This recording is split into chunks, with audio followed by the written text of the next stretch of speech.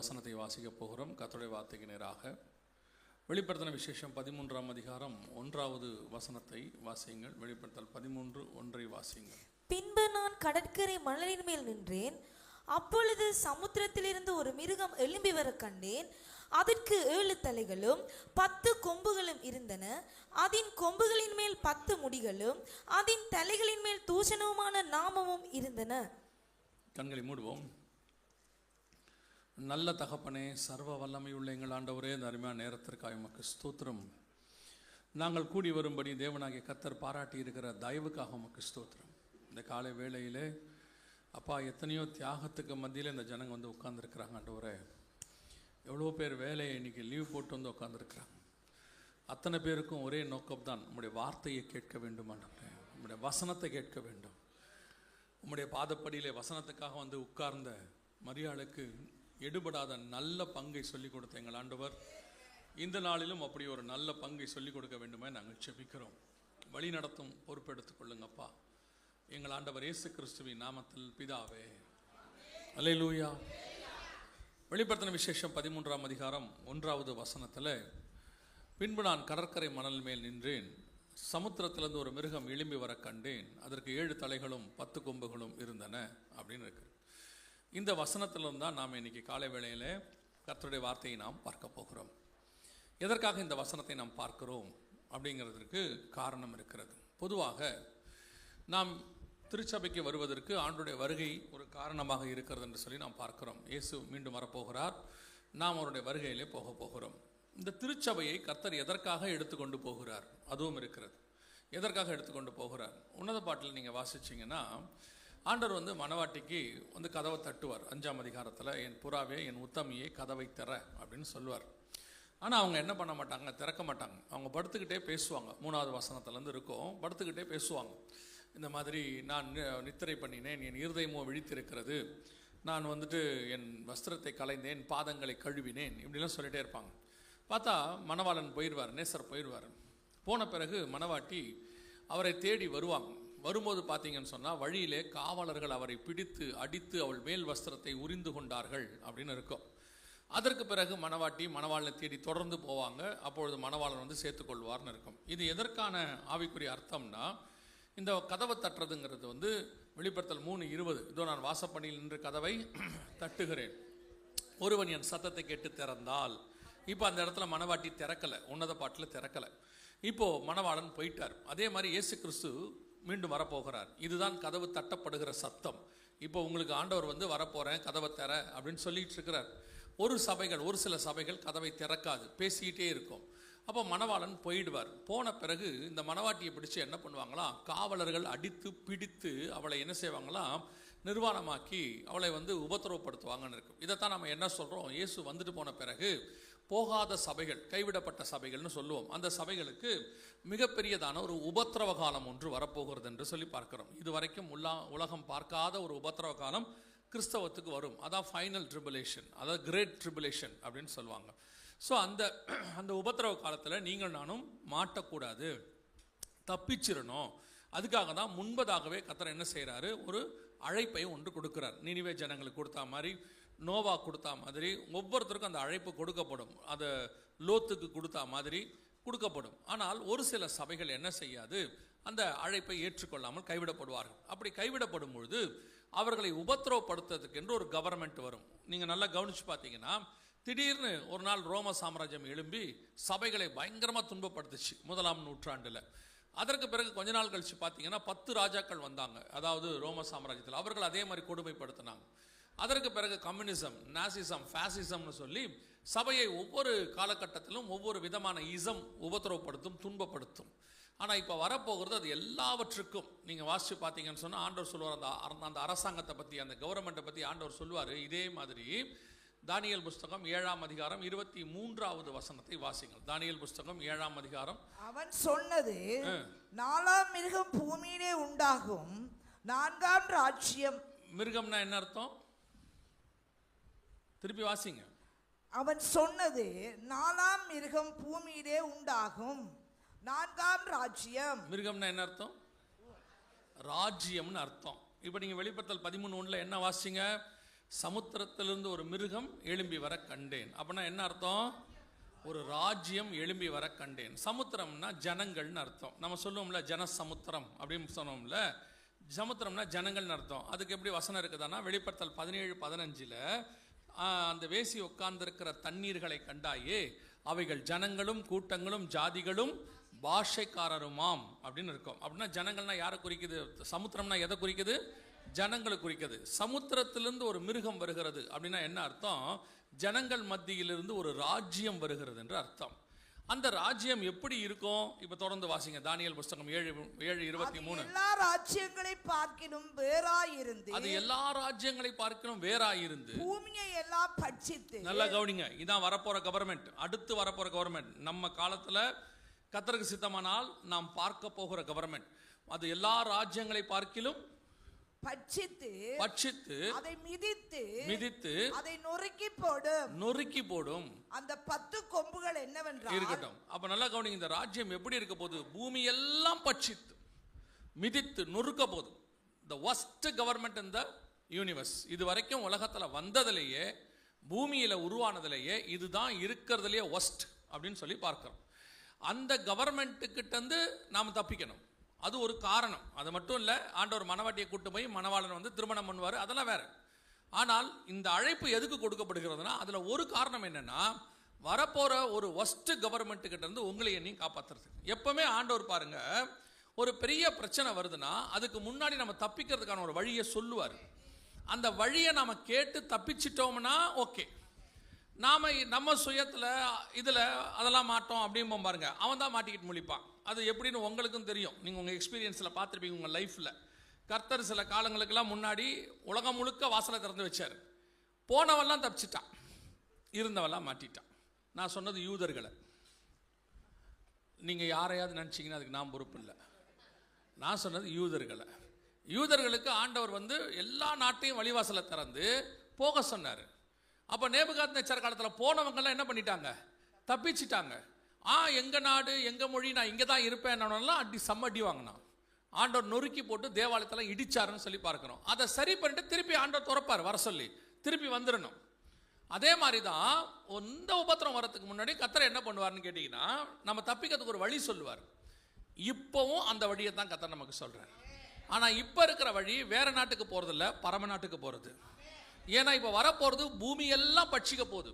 Total world, எந்த இடத்துக்கும் நீங்கள் போக முடியாது. அப்படி ஒரு worst government all over the world வருமான்னு கேட்டிங்கன்னா வரும். இதுக்கு முன்னாடியே 2-3 வந்திருக்கு. ஆங்கிலேய சாம்ராஜ்யம் உலகம் முழுக்க ஆளுகை செய்தார்கள். கிரேக்க சாம்ராஜ்யம் உலகம் முழுக்க ஆளுகை செய்தார்கள். அவங்க எவ்வளோ கொடுமைப்படுத்தினாங்க, என்ன பண்ணாங்கன்றது தெரியும். ஆனால் வரப்போகிறது இருக்கிறதுலே ஒஸ்ட்.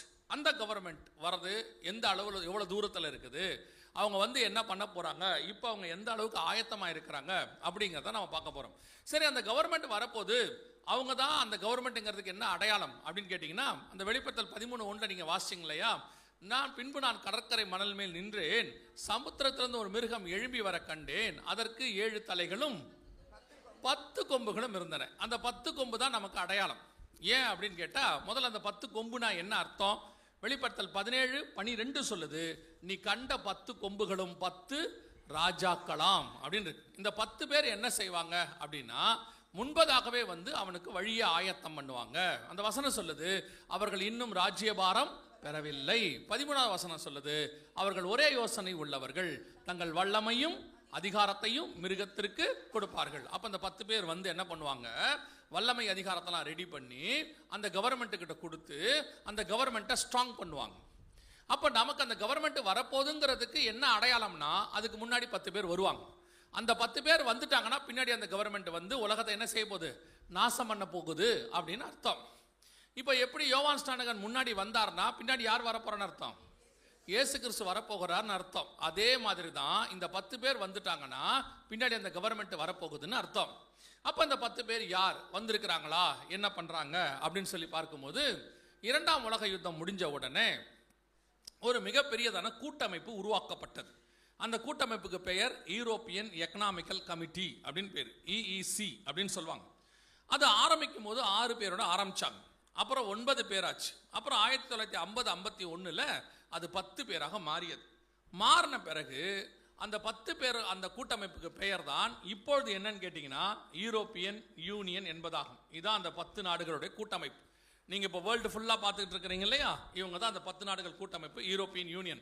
ஒருவேளை நீங்க கேட்கலாம், யூரோப்பியன் யூனியன்ல 28 நாடு 29 நாடு இருக்குது, நீங்க 10 நாடு அப்படின்னு சொல்றீங்களே அப்படின்னு கேட்டீங்கன்னா, இந்த யூரோப்பியன் யூனியனுக்கு ஹெட் குவார்ட்டர்ஸ் ஒன்று இருக்குது. அவங்களுக்கு கீழே தான் மற்ற எல்லாருமே இருப்பாங்க. அந்த ஹெட் குவார்ட்டர்ஸ்க்கு பேரு வெஸ்டர்ன் யூரோப்பியன் யூனியன் பேரு. இங்க இருக்கு பாருங்க, அவங்களுக்கு பேரு வெஸ்டர்ன் யூரோப்பியன் யூனியன். இவங்க தான் அந்த 10 நாடு. இவர்கள் தான் இந்த 28 நாடுகளுக்கும் தலைமை. இந்த 28 29 ஆகும், 30 ஆகும், 40 ஆகலாம், எவ்வளவு வேணா ஆகலாம். ஆனா இவ அத்தனைக்கும் ஹெட் குவார்ட்டர்ஸ் எத்தனையில் இருக்குன்னா அந்த 10ல தான் இருக்கும். இவங்களுக்கு பேர் தான் WEU அப்படின்னு சொல்லுவாங்க. இந்த வெஸ்டர்ன் யூரோப்பியன் யூனியன் என்று அழைக்கப்படுகிற இவர்கள் தான் அந்த 1951 உருவான ஃபர்ஸ்ட் 10 நாடுகள். இவங்க என்ன பண்ணிட்டாங்கன்னா 10 நாடுகள் ஆன உடனே இந்த ஹெட் குவார்ட்டர்ஸ்ல மாற்றம் வராது. யார் வேணாலும் எங்களோட கூட வந்து என்ன செய்யலாம், சேர்ந்து கொள்ளலாம். ஆனா தலைமை நாங்க 10 பேர் தான் அனௌன்ஸ் பண்ணாங்க. வீட்டோ பவர் அப்படின்னு சொல்லுவாங்க. நாங்க 10 பேர் தான். இதுவும் வசனத்தில் இருக்கு. தானியேல் புஸ்தகம் 2ஆம் அதிகாரம் 43வது வசனத்தை நீங்க வாசிச்சீங்கன்னா, நீர் களிமண்ணோடு இரும்போடு கூட கலந்ததாக கண்டீரே, அவர்கள் மற்ற மனுஷரோடு சம்பந்தம் கலப்பார்கள், ஆகிலும் இரும்பு களிமண்ணோடு கூட கலவாதது போல இவர்கள் ஒருவரோடு ஒருவர் ஒட்டி கொள்ளாது இருப்பார்கள். அப்படின்னா என்ன அர்த்தம், இந்த 10 நாடுகளோடு கூட எல்லாரும் ஒன்னா சேருவாங்க. ஏன்னா அந்த இரும்பு களிமண் ஏன் சொல்றாருன்னா, அந்த தானியலுடைய சிலைக்கு பாத்தீங்கன்னா 10 விரல்கள் இருக்கும். அதான் தானியலுடைய சிலையில இருக்கும். நீங்க பாத்தீங்கன்னா 10 விரல்கள் இருக்கும். அந்த சிலையை பார்க்கும்போது இங்க இருக்கு பாருங்க, 10 கால் விரல்கள் 10 அப்படின்னு இருக்கும்.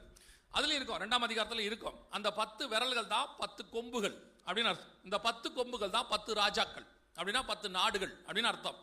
இவங்க தான் என்ன பண்ணுவாங்க, மற்ற மனுஷரோட சம்பந்தம் கலப்பார்கள், ஆனாலும் இரும்பு களிமண்ணோடு கலவாதது போல அவர்கள் ஒருவரோடு ஒருவர் என்ன செய்ய மாட்டாங்க, ஒட்டி கொள்ள மாட்டார்கள் அப்படின்னு சொல்லப்பட்டிருக்கிறது. இப்போ இந்த யூரோப்பியன் யூனியன் என்று சொல்லக்கூடியதான அவங்களோட தலைமை பீடம் தான் வெஸ்டர்ன் யூரோப்பியன் யூனியன் என்று பார்க்கிறோம். கரெக்டா 10 நாடுகள். இதை உருவாக்குனவங்கள ஒருத்தர் தான் வின்ஸ்டன் சர்ச்சில். யார் வின்ஸ்டன் சர்ச்சில்னா, நீங்க 1948 தானே விடுதலையா, நீங்க இண்டிபெண்டன்ஸ் உங்களுக்கு 1948 தானே. நீங்க விடுதலையாகும் போது உங்களுக்கு இங்கிலாந்து தானே விடுதலை கிடைச்சிச்சு. ஆங்கிலேய சாம்ராஜ்யத்துக்கு அப்போ பிரதமராக இருந்தவர் பேர் தான் வின்ஸ்டன் சர்ச்சில். இந்தியாவுக்கு, பாகிஸ்தானுக்கு, ஸ்ரீலங்காக்கெல்லாம் விடுதலை கொடுத்தவங்க அவங்க தான். ஸோ அவங்களுக்கு அப்போ பிரதமராக இருந்தவர் தான் வின்ஸ்டன் சர்ச்சில். அந்த வின்ஸ்டன் சர்ச்சில் தான் இவங்களுக்கும் ஹெட் குவார்ட்டர்ஸ்ல இருந்தார். அப்போ அவர்கிட்ட கேட்டாங்க, நீங்க ஒரு 10 நாடு அமைப்பு உருவாக்கி இருக்கிறீங்களே, பைபிள் எப்படி சொல்லியிருக்குது, நீங்க தான் அந்த உலகத்தை அழிக்க போற 10 நாடுகளா அப்படின்னு கேட்ட உடனே அவர் சொன்னாரு, நாங்க அப்படிப்பட்ட ஆள்லாம் இல்ல, நாங்க பாருங்க யூரோப்பியன் எக்கனாமிக்கல் கமிட்டின்னு பேர் வச்சிருக்கிறோம். அதோட அர்த்தம் என்னன்னா ஐரோப்பிய வியாபார பொருளாதார கூட்டமைப்பு அப்படின்னு அர்த்தம். ஸோ நாங்க பொருளாதாரத்துக்காக ஒன்னா கூடி இருக்கிறோமே ஒழிய நாங்க ஒரு காலம் இந்த மாதிரி உலகத்தை பிடிக்கிறது அழிக்கிறதுன்னு எங்க வேலை கிடையாது, நாங்க நல்ல எண்ணத்துக்கு கூடி இருக்கிறோம்னு சொன்னார். ஆனா போக போக பேர் மாறிடுச்சு. ஐரோப்பிய கூட்டமைப்பு, மேற்கத்திய ஐரோப்பிய கூட்டமைப்பு இப்படிலாம் மாத்தி இப்போ அவங்க வந்து உலகத்தை பிடிக்கிற இடத்துக்கு வந்துட்டாங்க. வேதம் சொன்னபடியே துல்லியமாக 100% கர்த்தர் சொன்னபடி தீர்க்க தரிசனம் நிறைவேறி விட்டது. 10 நாடுகள் கூட்டமைப்பு இப்ப நம்ம கண்ணுக்கு முன்னாடி இருக்கு. யூரோப்பியன் யூனியன் என்று நம்ம பார்க்கிறோம். இவர்கள் மற்ற நாடுகளோட சம்பந்தம் கலந்திருக்கிறார்கள். இவர்கள் தான் உலகத்தை அடுத்து நாசம் பண்ண போகிற மிகப்பெரியதான வல்லரசு. இப்ப எப்படி அமெரிக்கா பண்ணிட்டு இருக்குது, ஒரு காலத்துல இதே மாதிரி தான் ஆங்கிலேயர்கள் பண்ணாங்க. அதே மாதிரி தான் கிரேக்க சாம்ராஜ்யம், செங்கிஸ்கான் எல்லாம் பண்ணாங்க. ஹிட்லர் பண்ணாரு. அதை விட மோசமா இவங்க பண்ண போறாங்க. உங்களுக்கு முன்பதாகவே இதை நாங்கள் அறிவிக்கிறோம். வேதத்தில் இருக்குது, ஆண்டவர் சொல்றாரு, உங்களுக்கு சொல்றோம். சோ இந்த நாடுகள் தான் நாளைக்கு முழு உலகத்தையும் ஆளுகை செய்யும். இப்போ இவ்வளவு விஷயத்த வசனத்தை வந்து பார்க்கிறோம். இதுதான் இந்த 10 நாடுகள்ங்கிறதுக்கு ப்ரூஃபா இன்னும் இருக்குதா அப்படின்னு கேட்டீங்கன்னா, ஒவ்வொன்றாக நாம் பார்க்க போறோம். வசனத்தின்படி இவங்க எப்படி 100% பொருந்தி போறாங்க அப்படிங்கிறத நம்ம வசனத்துல இருந்து பார்க்க போகிறோம். முதலாவதாக வாசிங்க, வெளிப்படுத்தின விசேஷம் 6ஆம் அதிகாரம் 2வது வசனத்தை வாசிங்க. வெளிப்படுத்தின விசேஷம் 6ஆம் அதிகாரம் 2வது வசனம். இது ஒரு வெள்ளை குதிரையை கண்டேன், அதன் மேல் ஏறி இருந்தவன் வில்லை பிடித்திருந்தான், அவனுக்கு ஒரு கிரீடம் கொடுக்கப்பட்டது, அவன் ஜெயிக்கிறவனாகவும் ஜெயிப்பவனாகவும் புறப்பட்டான். ஜெயிக்கிறவனாகவும் ஜெயிப்பவனாகவும் புறப்பட்டான். இது எல்லாமே பாத்தீங்கன்னா தரிசனம். இது ஒவ்வொன்றுத்துக்கும் ஒரு விளக்கம் இருக்கும். அது வசனத்திலேயே இருக்கும். நீங்க யூகிக்க வேண்டாம், யோசிக்க வேண்டாம், ஒன்றும் செய்ய வேண்டாம். அந்த வேலையெல்லாம் கர்த்தர் நமக்கு தரவே இல்லை. கர்த்தர் நமக்கு கொடுத்த ஒரே வேலை, வேதத்தை ஆராய்ந்து படியுங்கள், அவ்வளவுதான். வேதத்தை ஒழுங்கா படிச்சாலே போதும், எல்லாத்துக்கான விளக்கம் அதுல இருக்கும். நீங்க போய் தேடி கண்டுபிடிச்சு படிக்கணும், அவ்வளவுதான். இப்போ நாம இந்த வசனத்தை இவங்க தாங்கிறதுக்கான எழுத்துக்கு எழுத்து அப்படியே பார்க்க போறோம், எவ்வளவு பெர்ஃபெக்ட்டா இருக்குது அப்படின்னு சொல்லி பார்க்க போறோம். முதல்ல இந்த வெள்ளை குதிரை என்பது எதை குறிக்கிறது? குதிரைன்னா என்ன அப்படின்னு கேட்டீங்கன்னா, சகரியாவின் புஸ்தகம் 6ஆம் அதிகாரம் 5வது வசனம் வாசிங்க. சகரியாவின் புஸ்தகம் 6ஆம் அதிகாரம் 5வது வசனம். அந்த தூதன் எனக்கு பிரதி உத்தரமாக, இவைகள் சர்வ லோகத்துக்கும் ஆண்டவராயிருக்கிறவருடைய சமூகத்தில் நின்று புறப்படுகிற வானத்தினுடைய 4 ஆவிகள் என்றார். அந்த 4 குதிரைக்கு பேர் என்னது? 4 ஆவிகள். அந்த 6ஆம் அதிகாரம் 1 முதல் 4 வசனத்துல இதே 4 குதிரை அங்க இருக்கும். வெள்ளை, கருப்பு, சிவப்பு, புள்ளி புள்ளியான குதிரை அப்படின்னு இருக்கும். இதற்கு என்ன பெயராமா? 4க்கு பேர் என்னது?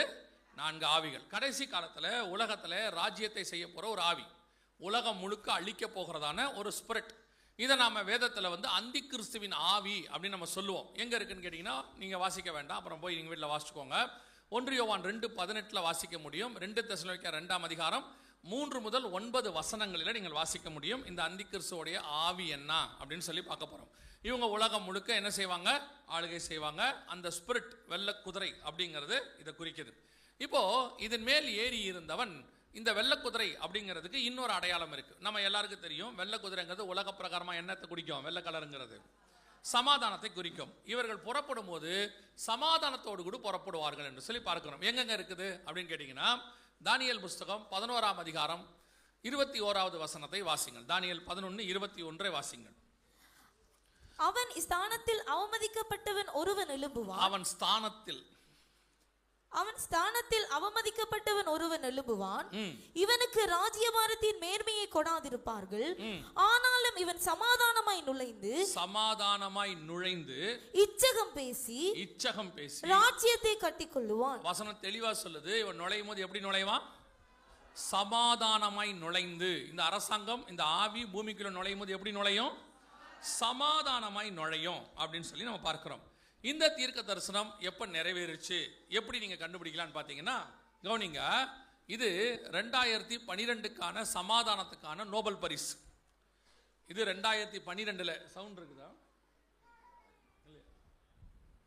சவுண்ட் இருக்கா?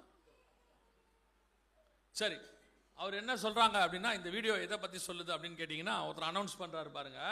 இவர் யாருன்னு பாத்தீங்கன்னா, நோபல் கமிட்டி. இவங்க 2012க்கான சமாதானத்துக்கான நோபல் பரிசு யாருக்கு கொடுக்கப்பட்டதுன்னு பார்த்தீங்கன்னா, யூரோப்பியன் யூனியனுக்கு கொடுக்கப்பட்டது. இந்த வீடியோ அதை தான் அவர் அனௌன்ஸ் பண்றாரு. 2012 the Nobel peace prize for European union அப்படின்னு சொல்வார். இதுல என்ன ஆச்சரியம் இருக்கு அப்படின்னு கேட்டீங்கன்னா, ஒன்று, வசனத்தின்படி இவங்க தான் சமாதானத்தோடு கூட புறப்படணும். ஆனா இதுல ஆச்சரியம் என்னன்னா, இதுவரைக்கும் சமாதானத்துக்கான நோபல் பரிசு ஒரு நாட்டுக்கு கொடுக்கப்பட்டதே கிடையாது. எந்த நாட்டுக்கும் கொடுக்கப்பட்டதே கிடையாது. சமாதானத்துக்கான நோபல் பரிசு மனுஷனுக்கு மட்டும்தான் தருவாங்க. உங்களுக்கு தெரியும் நினைக்கிறேன், மனுஷன் தான் இன்னொரு மனுஷனுக்கு நடுவில், இன்னொரு நாட்டுக்கு நடுவில் என்ன பண்ண முடியும்? சமாதானத்தை செய்ய முடியும்.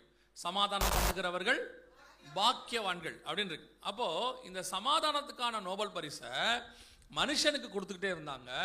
இப்போ சமீபத்துல பாத்தீங்கன்னா, இது இந்தியாவோட பண்ணப்பட்டதுன்னா உடன்படிக்கை. India and the European Union have reached a free trade agreement that could affect as many as 2 billion. அதுக்கு பேரு மதர் ஆஃப் ஆல் டீல்ஸ் அப்படிம்பாங்க. அதாவது எல்லாத்துக்கும் தாயான உடன்படிக்கை அப்படின்வாங்க. அதாவது தடையற்ற வர்த்தகம் அப்படின்னா என்னன்னா, உங்களுக்கும் எனக்கும் நடுவில் எந்த டாக்ஸ் கிடையாது, ஒன்றும் கிடையாது, நாம ஃப்ரீயா. இப்போ இந்த ஃப்ரீயா யார் பண்ணுவா? இப்போ பாருங்க, ஒரே இலங்கைக்குள்ள இருக்கிற மாகாணத்தில் இருக்கிறதா என்ன பண்ணுவாங்க? ஃப்ரீயா பண்ணுவாங்க. அதுல கூட சில மாகாணங்கள் டாக்ஸ் அதிகமா போடும், குறைவா போடும். ஆனா இவங்க என்ன சொல்றாங்க? நாடுகளுக்குள்ளேயே ஃப்ரீ போக வர. இப்படி இருக்குமான்னு கேட்டீங்கன்னா, ஐரோப்பாக்குள்ள அப்படி இருக்கு. இப்போ உலகம் முழுக்க அதை கொண்டு வராங்க. உலகம் முழுக்க கொண்டு வந்து எல்லா நாடுகளோடு கூட ஒப்பந்தம் போடுறாங்க. எங்க பொருள் இங்க வரலாம், உங்க பொருள் அங்க வரலாம். இது ஒரு வித்தியாசமான உடன்படிக்கை, அந்த நாடுகளோட கண்ட்ரோல் பண்ற உடன்படிக்கை. இது அப்படிதான் சொல்றீங்களா அப்படின்னு கேட்டா, அதுக்கான ஒரு ப்ரூஃப் நீங்க பாருங்க.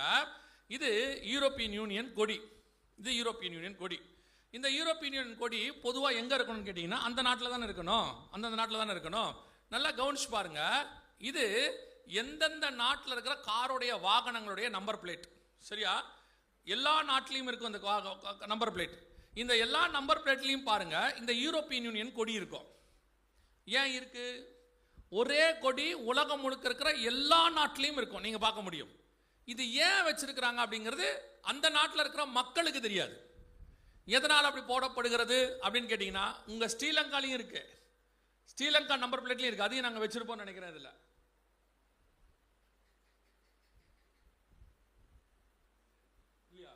ஸ்ரீலங்காலையும் இருக்கு. நான் இங்கே எடுத்த ஸ்ரீலங்காவில் எடுத்த ஃபோட்டோ என்கிட்ட இருக்கு. நான் ஒரு பார்த்து எடுத்த மேலே உள்ளது வந்து கோலாலம்பூர். அது இது பார்த்தீங்கன்னு சொன்னால் இந்தியாவுது. இது பிரான்ஸ், பெல்ஜியம், நீங்கள் எங்கே சிங்கப்பூர் எங்கே வேணால் போங்க, இந்த ஒரு நம்பர் பிளேட்டில் இந்த யூரோப்பியன் யூனியனுடைய கொடியானது வைக்கப்பட்டிருக்கும். பொதுவாக பல நாடுகளில் கொடி வைப்பாங்க, அந்தந்த நாட்டுடைய கொடி வைப்பாங்க. இப்போ மத்திய கிழக்கு நாடுகளுக்கெல்லாம் போயிட்டீங்கன்னா, கத்தார், சவுதி அரேபியாலாம் போனீங்கன்னா அந்த அரசாங்கத்துடைய கொடி இருக்கும். சில நாடுகளில் அப்படி வைக்கக்கூடாது. இப்போ இந்தியா போன்ற நாடுகளெல்லாம் வந்து எந்த கொடியும் எங்கேயுமே வைக்கக்கூடாது. ஆனால் இன்னைக்கு உலகம் முழுக்க ஒரு நாட்டுடைய கொடி ஏன் வைக்கப்படுகிறது? இப்போ நீங்கள் இங்கே போய் பாருங்க, பல இடங்கள்ல உங்களுடைய வாகனங்கள்ல இந்த கொடியை பார்ப்பீங்க. இந்த மாதிரி ஒரு சிம்பலை நீங்க பார்ப்பீங்க.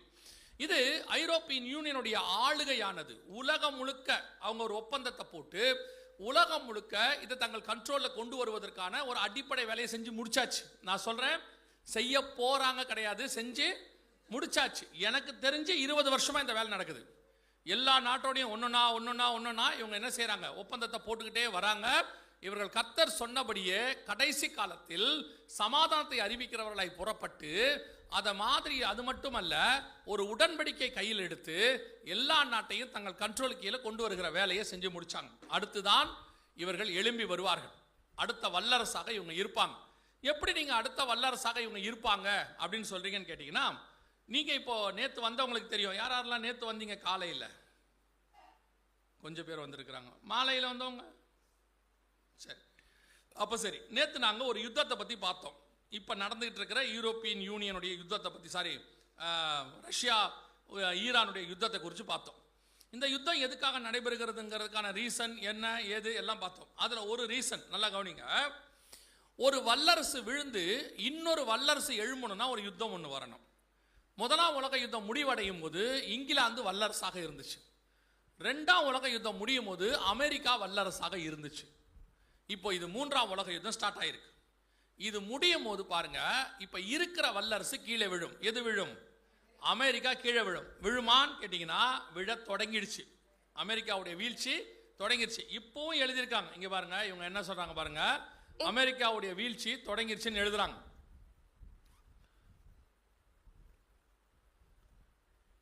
இனிமேட்டு யூஎன் வந்து யூஎஸ் என்னவா இருக்காது, நோ லாங்கர், இதுக்கு மேல இருக்காதுன்னு சொல்றாங்க. அமெரிக்காவுடைய வீழ்ச்சி தொடங்கிருச்சு அப்படின்னு சொல்றாங்க. இது அத்தனையுமே அதை பத்தி தான் சொல்லுது. அப்படி அர்த்தம் என்ன அப்படின்னு கேட்டீங்கன்னா, ஒரு வல்லரசு கீழே விழணும், அப்பதான் அடுத்த வல்லரசு வரும். அமெரிக்கா சரியா உருவாகி ஏறக்குறைய 70 வருஷம் கழிச்சு ஒரு மிகப்பெரியதான வீழ்ச்சி அமெரிக்காவுக்கு வந்துச்சு. அதை நீங்க எப்படி பார்த்தீங்க அப்படின்னு எனக்கு தெரியாது. 2001ல் அமெரிக்காவை இரட்டை கோபுரத்தை தாக்குனாங்க. ஞாபகம் இருக்குன்னு தெரியுமா? உங்களுக்கு தெரியாது. 2 இடத்த அவங்க முக்கியமாக தாக்குனாங்க. ஒன்று இரட்டை கோபுரம், இன்னொன்று பென்டகன் என்று சொல்லக்கூடியது ராணுவ தலைமையகம். இது 2த்தையும் அவங்க தாக்குனாங்க. இது 2ஐயும் தாக்குறதுக்கு என்ன காரணம்? அவங்க 3 இடத்த பிளான் பண்ணாங்க. வாஷிங்டன் டிசி அதையும் பிளான் பண்ணாங்க. ஆனால் நடந்தது 2 இடத்துல தாக்க முடிஞ்சிச்சு.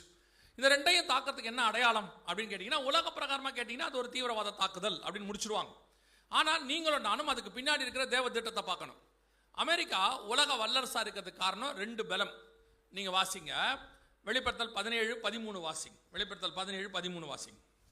இவர்கள் ஒரே யோசனை உள்ளவர்கள், தங்கள் வல்லமையையும் அதிகாரத்தையும் மிருகத்திற்கு கொடுப்பார்கள் அப்படின்னு இருக்கு.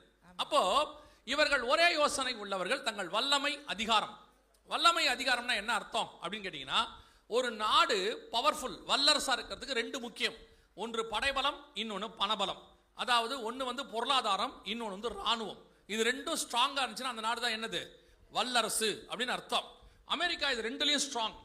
அதனால தான் அமெரிக்கா பார்த்து எல்லாரும் பயந்தாங்க, ரொம்ப ஸ்ட்ராங். ஆனால் 2001ல் அமெரிக்காவை 2 இடத்த தாக்குனாங்க. உங்களுக்கு தெரியும் நினைக்கிறேன். ஒன்று இரட்டை கோபுரம். இரட்டை கோபுரம்னா என்ன அர்த்தம்னா WTCன்னு அர்த்தம், வேர்ல்ட் ட்ரேட் சென்டர், உலக பொருளாதார தலைமையகம் அப்படின்னு அர்த்தம். 2வது பென்டகன், அமெரிக்காவுடைய ராணுவத்தின் தலைமையகம். இது 2ஐயும் ஒரே நேரத்தில் அடிச்சாங்க, சேம் டைம். நல்லா கவனிச்சு பார்த்தீங்கன்னா அமெரிக்காவுடைய 2 பலமும் கீழே விழுந்தது. அமெரிக்காவுடைய சின்னம் கழுகு. உயர பறப்பதற்கு 2 செட்டைகள், ஒன்று பணபலம், இன்னொன்று படைபலம், வல்லரசு. இந்த 2ஐயும் பார்த்தீங்கன்னா ஒரே நேரத்தில் கீழே தள்ளப்பட்டது. 2 செட்டைகள் வெட்டப்பட்டது. இந்த 70 வருஷமா இருந்த அமெரிக்காவுடைய டாலர் வீழ்ச்சி அடைய தொடங்கியது. 70 வருஷமா இருந்த அமெரிக்காவுடைய பவர், சூப்பர் பவர் கீழே விழ தொடங்கியது. கர்த்தர் சொன்னபடியே அமெரிக்காவுடைய வீழ்ச்சி. நாங்கள் அப்பத்திலிருந்து சொல்றோம், 2001லேருந்து இது விழப்போது, அமெரிக்கா கதை முடிஞ்சிருச்சுன்னு சொல்லி அடுத்து அடுத்து அடுத்து கவனிச்சுட்டே வந்தீங்கன்னா அமெரிக்கா கொஞ்சம் கொஞ்சமாக பொருளாதாரத்தில் வீழ்ச்சி அடைய தொடங்குச்சு. அப்படியே அமெரிக்க டாலருடைய மதிப்பு கீழே போக போக இன்னைக்கு அமெரிக்காவுடைய கடன் எவ்வளோன்னு கேட்டிங்கன்னா $37 ட்ரில்லியன். ஈரான் யுத்தம் தொடங்குறதுக்கு முன்னாடி. இப்போ அது அதை விட அதிகமாகிடுச்சு. இனி அமெரிக்காவை கடன்ல இருந்து யாரும் என்ன செய்ய முடியாது, காப்பாற்றவே முடியாது. பொருளாதாரம் ஃபினிஷ். இப்போ அமெரிக்காவுடைய ராணுவம் அங்கே அடி வாங்குச்சு, பென்டகன் அடிச்சாங்க. அதுலேருந்து கொஞ்சம் கொஞ்சமாக ஆரம்பிச்சு இன்னைக்கு கவனிச்சு பாருங்க, ஈரானுங்கிற ஒரு சின்ன நாட்டை அமெரிக்காவில் என்ன பண்ண முடியல, 3 வாரமா ஒன்றும் பண்ணவே முடியல. அவங்களாம் முந்தையெல்லாம் 10 நாள், ஒரு வாரத்தில் ஒரு வாரையை முடிச்சிருவாங்க, நாட்டையே கொலாப்ஸ் பண்ணிடுவாங்க. ஆனால் அமெரிக்காவில் இஸ்ரேலோட சேர்ந்து ஈரானை ஒன்றுமே பண்ண முடியல. இன்னைக்கு பேப்பரில் போட்டிருக்காங்க, இன்னைக்கு வந்திருக்கு நியூஸ் வந்திருக்கு, என்ன சொல்லுதுன்னா ஏன் அமெரிக்கா தடுமாறுகிறது அப்படின்னு போடுறாங்க. நேற்று கூட அமெரிக்காவுடைய 900 கோடி பவர்ஃபுல்லான ஒரு 9000 கோடி பவர்ஃபுல்லான ஒரு மிகப்பெரிய விமானத்தை அடிச்சு உடச்சிட்டாங்க. ஸோ அமெரிக்காவுடையதான ராணுவம் பின்வாங்குது. அமெரிக்காவில் இருக்கிறதுலே பெரிய கப்பல்னு சொல்லுவாங்க ஆப்ரகாம் லிங்கன், அப்புறம் ஃபோர்டுன்னு சொல்லுவாங்க, ரெண்டுத்தையும் அடிச்சு விட்டாங்க. இப்போ ரெண்டும் திருப்பி ரிட்டர்ன் போகுது, அவங்க நாட்டுக்கு ரிப்பேருக்கு போகிறது. இது பின்வாங்குவதற்கான அடையாளம். அமெரிக்கா கப்பல் அப்படிலாம் ஆகாது. உங்கள் கண்களுக்கு முன்பாக ஒரு சாம்ராஜ்யம் கீழே விழுகிறது. எப்படி பாபிலோன் சாம்ராஜ்யம் கீழே விழுந்ததோ அதே மாதிரி அமெரிக்கா சாம்ராஜ்யம் கீழே விழுது. இது நம்மளை பொறுத்த வரைக்கும் ஒரு வார். தேவனை பொறுத்த வரைக்கும் ஒரு சாம்ராஜ்யத்தை தள்ளி ஒரு சாம்ராஜ்யத்தை கர்த்தர் உருவாக்குகிறார். ராஜாக்களை தள்ளி ராஜாக்களை உருவாக்குறவர். ஆனா உங்களாலையும் என்னாலையும் இந்த ஸ்பிரிச்சுவல் வியூல பார்க்கவே முடிய மாட்டேங்குது. சபை எல்லாத்தையும் சம்பவமா தான் பார்க்குது, தேவனுடைய திட்டமா பார்க்க மாட்டேங்குது. எரேமியா சொல்றார், நேபுகாத் நேச்சார் வருவாரு, அவர் வந்துட்டு தேவாலயத்தை தீக்கிரையாக்குவாரு, அப்புறம் சீலாவை போல மாறும் எல்லாம் சொன்னா, ஒரு கூட்டம் என்ன பண்ணுதுன்னா எரேமியாவை பிடிச்சி காவல் வீட்டில் போட்டான், ஜெயில. அது எப்படி? கர்த்தர் அதெல்லாம் கைவிட மாட்டார், கர்த்தர் கிருபை உள்ளவர் அப்படின்னா. ஒரு நாள் வந்தது, எவன் அப்படி செஞ்சானோ அவனை குருடாக்கி கையில விலங்கு போட்டு கூட்டிட்டு போயிட்டாங்க. எவன் சொன்னானோ அவனை விடுதலையாக்கி அவனை எருசலேமில் வச்சாங்க. அதைத்தான் நான் உங்களுக்கும் சொல்றேன். கண்களுக்கு முன்பாக ஒரு சாம்ராஜ்யம் விழுகிறது, மகா பாபிலோன் கீழே விழுகிறது. அமெரிக்கா மகா பாபிலோனுக்கு ஈக்குவல். பார்க்கறதுக்கு தான் நமக்கு அது எப்படி இருக்குது, கிறிஸ்தவ நாடு மாதிரி. உலகத்தினுடைய எல்லா பாவத்தினுடைய ஆரம்பமும் எங்க தான் இருக்குது, அமெரிக்கால தான் இருக்கு. இப்ப அமெரிக்காவுடைய வீழ்ச்சி கீழே விழுந்து இதோட அமெரிக்கா 2வது இடத்துக்கு 3வது இடத்துக்கு போயிடும். அதுக்கு மாற்றாக இன்னொரு நாடு எழும்பி வரணும். அது எந்த நாடு அப்படின்னு பார்த்தா, இப்ப அமெரிக்காவுடைய பொருளாதாரத்தை ஃபர்ஸ்ட் எடுத்துக்கோங்களேன். அப்ப எடுக்கும் போது எல்லாரும் என்ன பண்ணாங்க, ஆளாளுக்கு ஒரு கரன்சி அடுத்து வருதுன்னாங்க. இந்தியா கூட என்ன பண்ணுச்சுன்னா, ஒரு 5 நாடுகளோடு சேர்ந்து பிரேசில், அப்புறம் ரஷ்யா, அப்புறம் இந்தியா, அப்புறம் சைனா, அப்புறம் சவுத் ஆப்பிரிக்கா, இவங்க எல்லாரும் சேர்ந்து பிரிக்ஸ்னு ஒன்று உருவாக்குனாங்க. அதுதான் உலகத்துடைய அடுத்த பணங்கள்லாம் சொன்னாங்க. ஆனால் எங்களுக்கு தெரியும்னா நாங்கள் ப்ராஃபஸி கிடையாது, பைபிள்ல இருக்கு. அடுத்து பிரிக்ஸ்லாம் வராது. அப்புறம் இப்போ ஈரான் சொல்லுச்சு, எல்லாரும் அந்த ஹார்மோஸ் ஜலசந்தியை நீங்க தாண்டணும்னு சொன்னா எல்லாரும் சைனா பணத்தில் தான் என்ன செய்யணும், மாற்று பொருளா சொல்லுச்சு. அதுவும் நடக்கல. இப்ப எதுவுமே நடக்காது. எது வரும் தெரியுமா, இந்த யூரோ, இவங்களுடைய கரன்சி தான் வரும். அந்த யூரோ குறித்த வசனம் சொல்லுது, இவர்கள் ஒரே யோசனை உள்ளவர்கள். என்ன இருக்குது, ஒரே யோசனை. இந்த யூரோ தான் ஒரே யோசனைக்கான ஒரு அடையாளம், பொருளாதாரத்தின் அடையாளம். எப்படி சொல்றீங்க அப்படின்னா, இப்ப இலங்கை பணம் ரூபீஸ் இருக்கு இல்லையா, ரூபா இருக்குது இல்ல, இந்தியா பணத்துக்கு பேர் என்னது, ரூபா தான். பாகிஸ்தான் பணத்துக்கு பேரு ரூபா தான். ஆனா இந்திய ரூபாயும் பாகிஸ்தான் ரூபாயும் ஸ்ரீலங்கா ரூபாயும் ஒன்னாகாது. 3 நாடு ஒத்துக்காது. இப்போ இந்தியாவை கூப்பிட்டு நம்ம ஸ்ரீலங்காவோட ஒன்னா இருக்கலாம்னா மாட்டேன்ருவாங்க. என்ன காரணம்?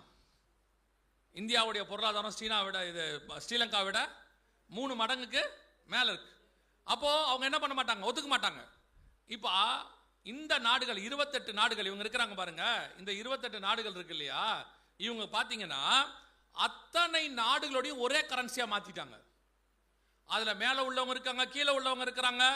சீப்புரு தீவு, சைப்ரஸ் சொல்லுவோம், பைபிள்ல சீப்புருன்னு இருக்கும், சைப்ரஸ். அவங்க எல்லாம் பொருளாதாரத்தில் ரொம்ப பின்னாடி இருக்காங்க.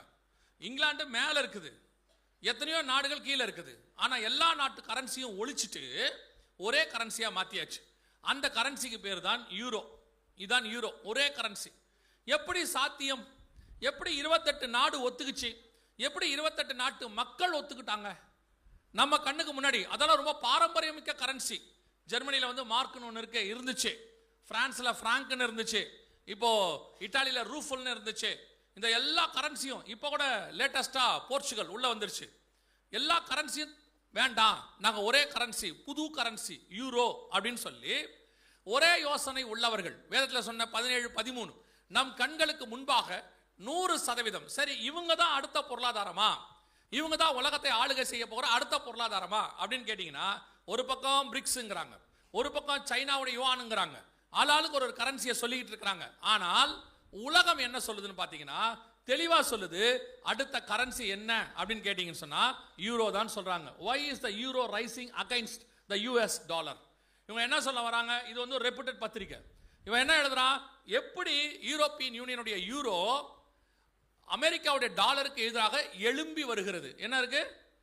வெளிப்படுத்தல் 13:1 வாசிச்சிங்கல்ல, த ரைசிங் ஃப்ரம் த சீன் இருக்கும் இங்கிலீஷ்ல. தமிழ்ல எழும்பி வருகிறது, சமுத்திரத்திலிருந்து ஒரு மிருகம் எழும்பி வருகிறது. இங்கிலீஷ்ல பாத்தீங்கன்னா ரைசிங் ஃப்ரம் த சீன் இருக்கும். இவன் அதே வார்த்தையை யூஸ் பண்றான். இவன் பைபிள் படிக்கிறவன்லாம் கிடையாது. இவன் சொல்றான் யூரோ டாலருக்கு எதிராக என்ன பண்ணுது? எழும்பி வருகிறது, ரைசிங் ஃப்ரம். இப்போ கர்த்தர் சொன்னபடியே யூரோ பாருங்க, வந்தது 2001 தான் வந்துச்சு. 2001 தான் யூரோ ஃபர்ஸ்ட் இன்ட்ரோடியூஸ் பண்றாங்க. 26 வருஷத்துல உலகத்தின் வல்லரசா மாறிடுச்சு. அமெரிக்காவுடைய டாலர் 1789 வந்துச்சு. ஆனா உலகத்தின் வல்லரசா மாறினது 1931, 150 வருஷம் கழிச்சு. ஆனா இது 26 வருஷத்துல எங்க வந்துருச்சு? அடுத்த இடத்துக்கு வந்துருச்சு. எந்த இடத்துக்கு? அமெரிக்காவை தாண்டி வந்துருச்சு. அமெரிக்கா கூட இப்ப ஸ்டேபிள் கிடையாது. எது ஸ்டேபிளா இருக்குது? யூரோ தான் ஸ்டேபிள்னு சொல்லிட்டாங்க. இதை வந்து ஏதோ ஒரு பத்திரிகை எழுதுனா பரவாயில்ல. இங்க பாருங்க, இது இது யூரோப்பியன் யூனியனுடைய சீஃப் பேங்க். அவங்க போட்டிருப்பாங்க பாருங்களேன், யூரோப்பியன் யூனியனுடைய சீஃப். இவங்க சொல்றாங்க, அந்த ECBன்னு இருக்கும். இவங்க என்ன சொல்றாங்க அப்படின்னு கேட்டா, நாங்கள் அமெரிக்காவுக்கு மாற்றாக வந்துட்டோம்னு சொல்றாங்க. டாலருக்கு பதிலாக நாங்கள் வந்துட்டோம் அப்படின்னு சொல்லி அவங்க சொல்றாங்க. வேதம் சொன்னபடி அழகா கண்களுக்கு முன்பாக, சம்பந்தமே இல்லை பாருங்க. இவங்க இப்பதான் வந்தாங்க. எத்தனையோ நாடு எப்படி எப்படியா போட்டுட்டு இருக்கு. சைனாலாம் வந்து 3000 வருஷம் 4000 வருஷம் பழமை வாய்ந்த நாடு. நம்ம இன்னைக்கும் பொருளாதாரத்தில் ஸ்ட்ராங்கா இருக்குன்னு சொல்லிட்டு இருக்கிறாங்க. அவங்க எதிரி, அமெரிக்காவுக்கு எதிரி, ரஷ்யா எதிரி. இவங்களுடைய எந்த பணமும் வரவே இல்லை, சம்பந்தமே இல்லாம எது வருது? உள்ள யூரோ எழும்பி வருகிறது. இதைத்தான் நாங்க 20 வருஷமா சொல்றோம். ஒரு ராஜ்யம் எழும்புகிறது, வேதம் சொன்னபடி வருகிறது. கர்த்தர் சொன்ன கடைசி சாம்ராஜ்யம், உலகத்தின் வல்லரசு, உலகத்தை நாசமாக்க போகிறவர்கள் எழும்பி வருகிறார்கள் சொல்லி. ஆனா சபை ஆக்சுவலா இந்த அறிவு யாருக்கு இருக்கணும்னா சபைக்கு தான் இருக்கணும். சபை தான் உலகத்துக்கு போய் சொல்லணும். உலகம் சபைக்கு சொல்லக்கூடாது. ஏன்னு சொன்னா இவ்வளவு விஷயமும் பைபிள்ல தான் இருக்குது. ஆண்டவர் சபைகளுக்கு எழுதுகிறார். வெளிப்படுத்தின விசேஷம் யாருக்கு எழுதப்பட்டது? சபைக்கு எழுதப்பட்டது. அப்ப கையில பைபிள் வச்சிருக்கிறவங்க நீங்க என்ன பண்ணிருக்கணும்? இதை படிச்சு தெரிஞ்சிருக்கணும். கொஞ்சம் பேர் உடனே அடுத்து ஒன்று சொல்லுவாங்க. என்ன சொல்லுவாங்க தெரியுமா? அதெல்லாம் படிக்கிறதுக்கு ரொம்ப அறிவு வேணுங்க, அதெல்லாம் ரொம்ப அறிவு இருந்தாலும். அறிவில்லாதவன் இதை படிக்கலாங்கிறதுக்கு ரெண்டு சாட்சி நான் உங்களுக்கு சொல்றேன், நல்லா புரிஞ்சுக்கொள்ளுங்க. இதை வெளிப்படுத்தின விசேஷம் கர்த்தர் யாருக்கு கொடுத்தாரு? யோவான் கிட்ட கொடுத்தாரு. சபைக்கு தான் கொடுத்தாரு. யார் மூலமா கொடுத்தாரு? யோவான் வழியா கொடுத்தாரு. அப்போஸ்தலர் நடவடிக்கைகள் சொல்லுது, யோவானுக்கு படிப்பறிவும் இல்லை, பேதமைன்னு இருக்கு.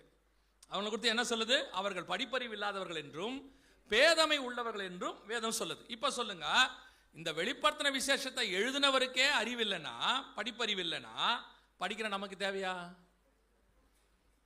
அப்படித்தானே இருக்கு. ரெண்டாவது சாட்சி சொல்றேன். இப்ப இதை ஒரு ஆள் உங்களுக்கு சொல்லிட்டு நிக்கிறான்ல சர்ச்சில், அந்த ஆளுக்கும் அறிவு கிடையாது.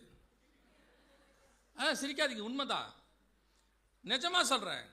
எங்க டீச்சர் என்ன ஸ்கூல்ல பார்த்து சொன்ன வார்த்தை, நீ எல்லாம் உருப்படவே மாட்டேன்னு தான் சொன்னாங்க. அவங்க சொன்னது 100% உண்மை. ஏன்னா நான் பண்ண சேட்டை அப்படி. கிளாஸ்குள்ளே வந்தோடனே எங்கள் டீச்சர் சொல்லுவாங்க, எந்திரிச்சு கொஞ்சம் வெளியே போறியாம்பாங்க. ஏன் அப்படின்னு கேட்டால் அவங்க சொல்லுவாங்க, எப்படியும் பாதியில் போவேன், அதை முன்னாடியே போயிட்டீங்கன்னா நான் ஒழுங்காக பாடம் நடத்துவேன்பாங்க. அதுதான் ஜெபம். உங்களுக்கு சொல்லுகிறேன், இந்த வேதத்தை படிப்பதற்கு எந்த அறிவும் தேவையில்லை. பரிசுத்த ஆவியானவருடைய துணை இருந்தால் போதும். எவருக்கும் வெளிப்படுத்த கர்த்தர் வல்லமை உள்ளவராய் இருக்கிறார். ஆனால் உட்காந்து படிக்கணும். நீங்களாம் யாருன்னா, இப்போ இந்த ஜென்ரேஷன் என்னதுன்னா, ஒரு ஜென்ரேஷன் எப்படி இருந்தாங்கன்னா, வயக்காட்டில் போய் வேலை செஞ்சு அவங்க சாப்பாடு கொண்டு வந்து சமைச்சு சாப்பிடுவாங்க. இது ஒரு ஜென்ரேஷன். அதுக்கப்புறம் ஒரு ஜென்ரேஷன் வந்துச்சு, யாராவது வேலை செஞ்சு சமைச்சு கொண்டு வருவாங்க, இவங்க சமைச்சு சாப்பிடுவாங்க. அப்படி ஒரு ஜென்ரேஷன்.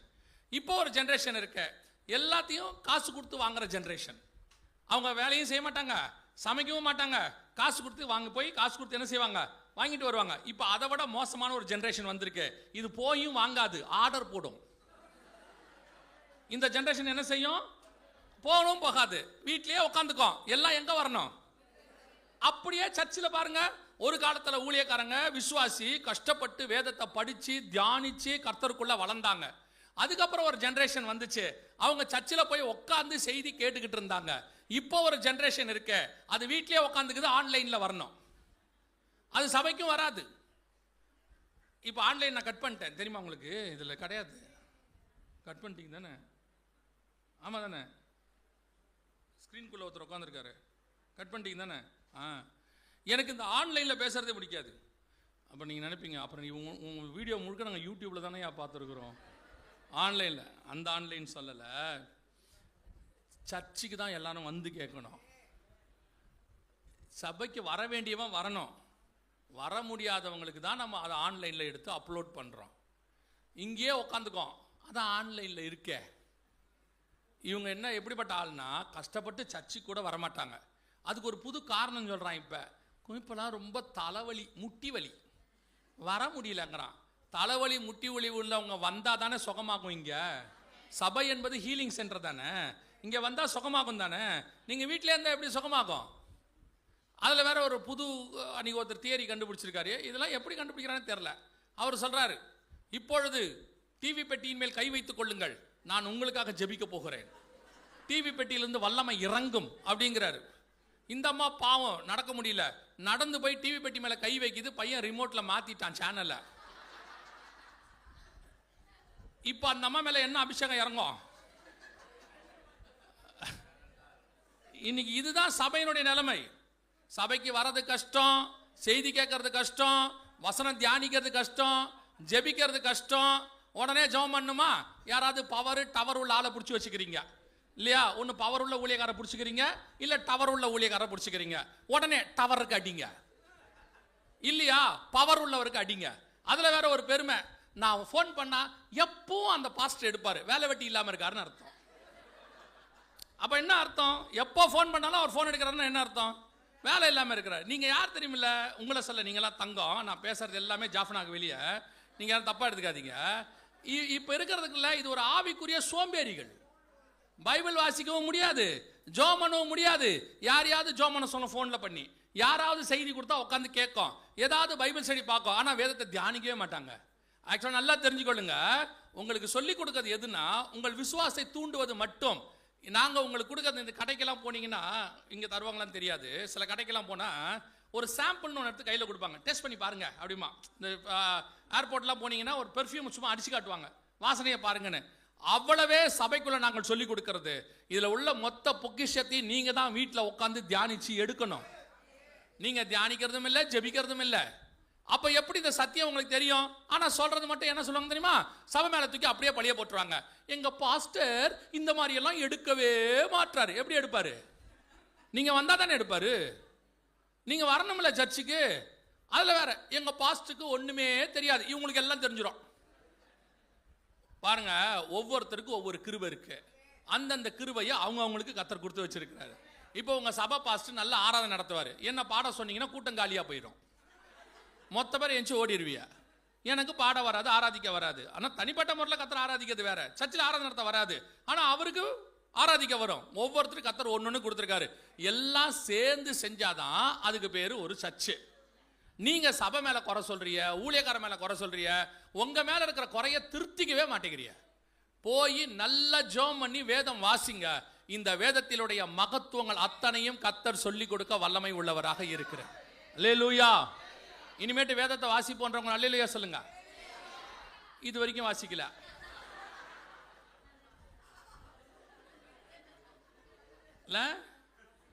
இப்ப நீங்க என்ன தோணுச்சு நான் சொல்லட்டுமா? இந்த கூட்டம் முடிகிற வரைக்கும் நான் அல்லேலூயா சொல்ல மாட்டேன். இல்லை கவனிங்க, இந்த மகத்துவங்களை எல்லாம் கர்த்தர் நமக்கு தான் எழுதி கொடுத்துருக்கிறார், வேற யாருக்காகவும் இல்லை. இது ஊழியக்காரனுக்காக விசுவாசிக்காகலாம் ஆண்டவர் எழுதி கொடுக்கல, நம்ம அத்தனை பேருக்காகவும் கர்த்தர் எழுதி கொடுத்துருக்கிறார்.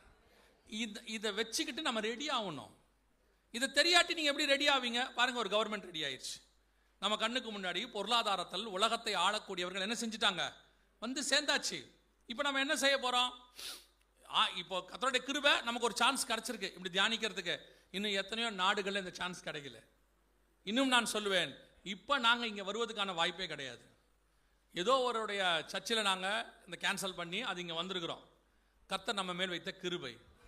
இன்னொருத்தன் வந்து தான் உங்களுக்கு சொல்லிக் கொடுக்கணுன்ற அவசியமே இல்லை. நீங்களே கற்றுக்கொண்டு உங்கள் தேசத்துக்கு நீங்கள் தான் ஆசீர்வாதமாக மாறணும். இப்போ அவங்கெல்லாம் சொல்கிறாங்க இந்த மாதிரி வர விட மாட்டேங்கிறாங்க, தடுக்கிறாங்கன்ட்டு. தடுக்கட்டும். நீங்களே எழும்பிட்டா யார் தடுப்பா? வெளியிருந்து தானே ஒருத்தனை உள்ள விட மாட்டாங்க.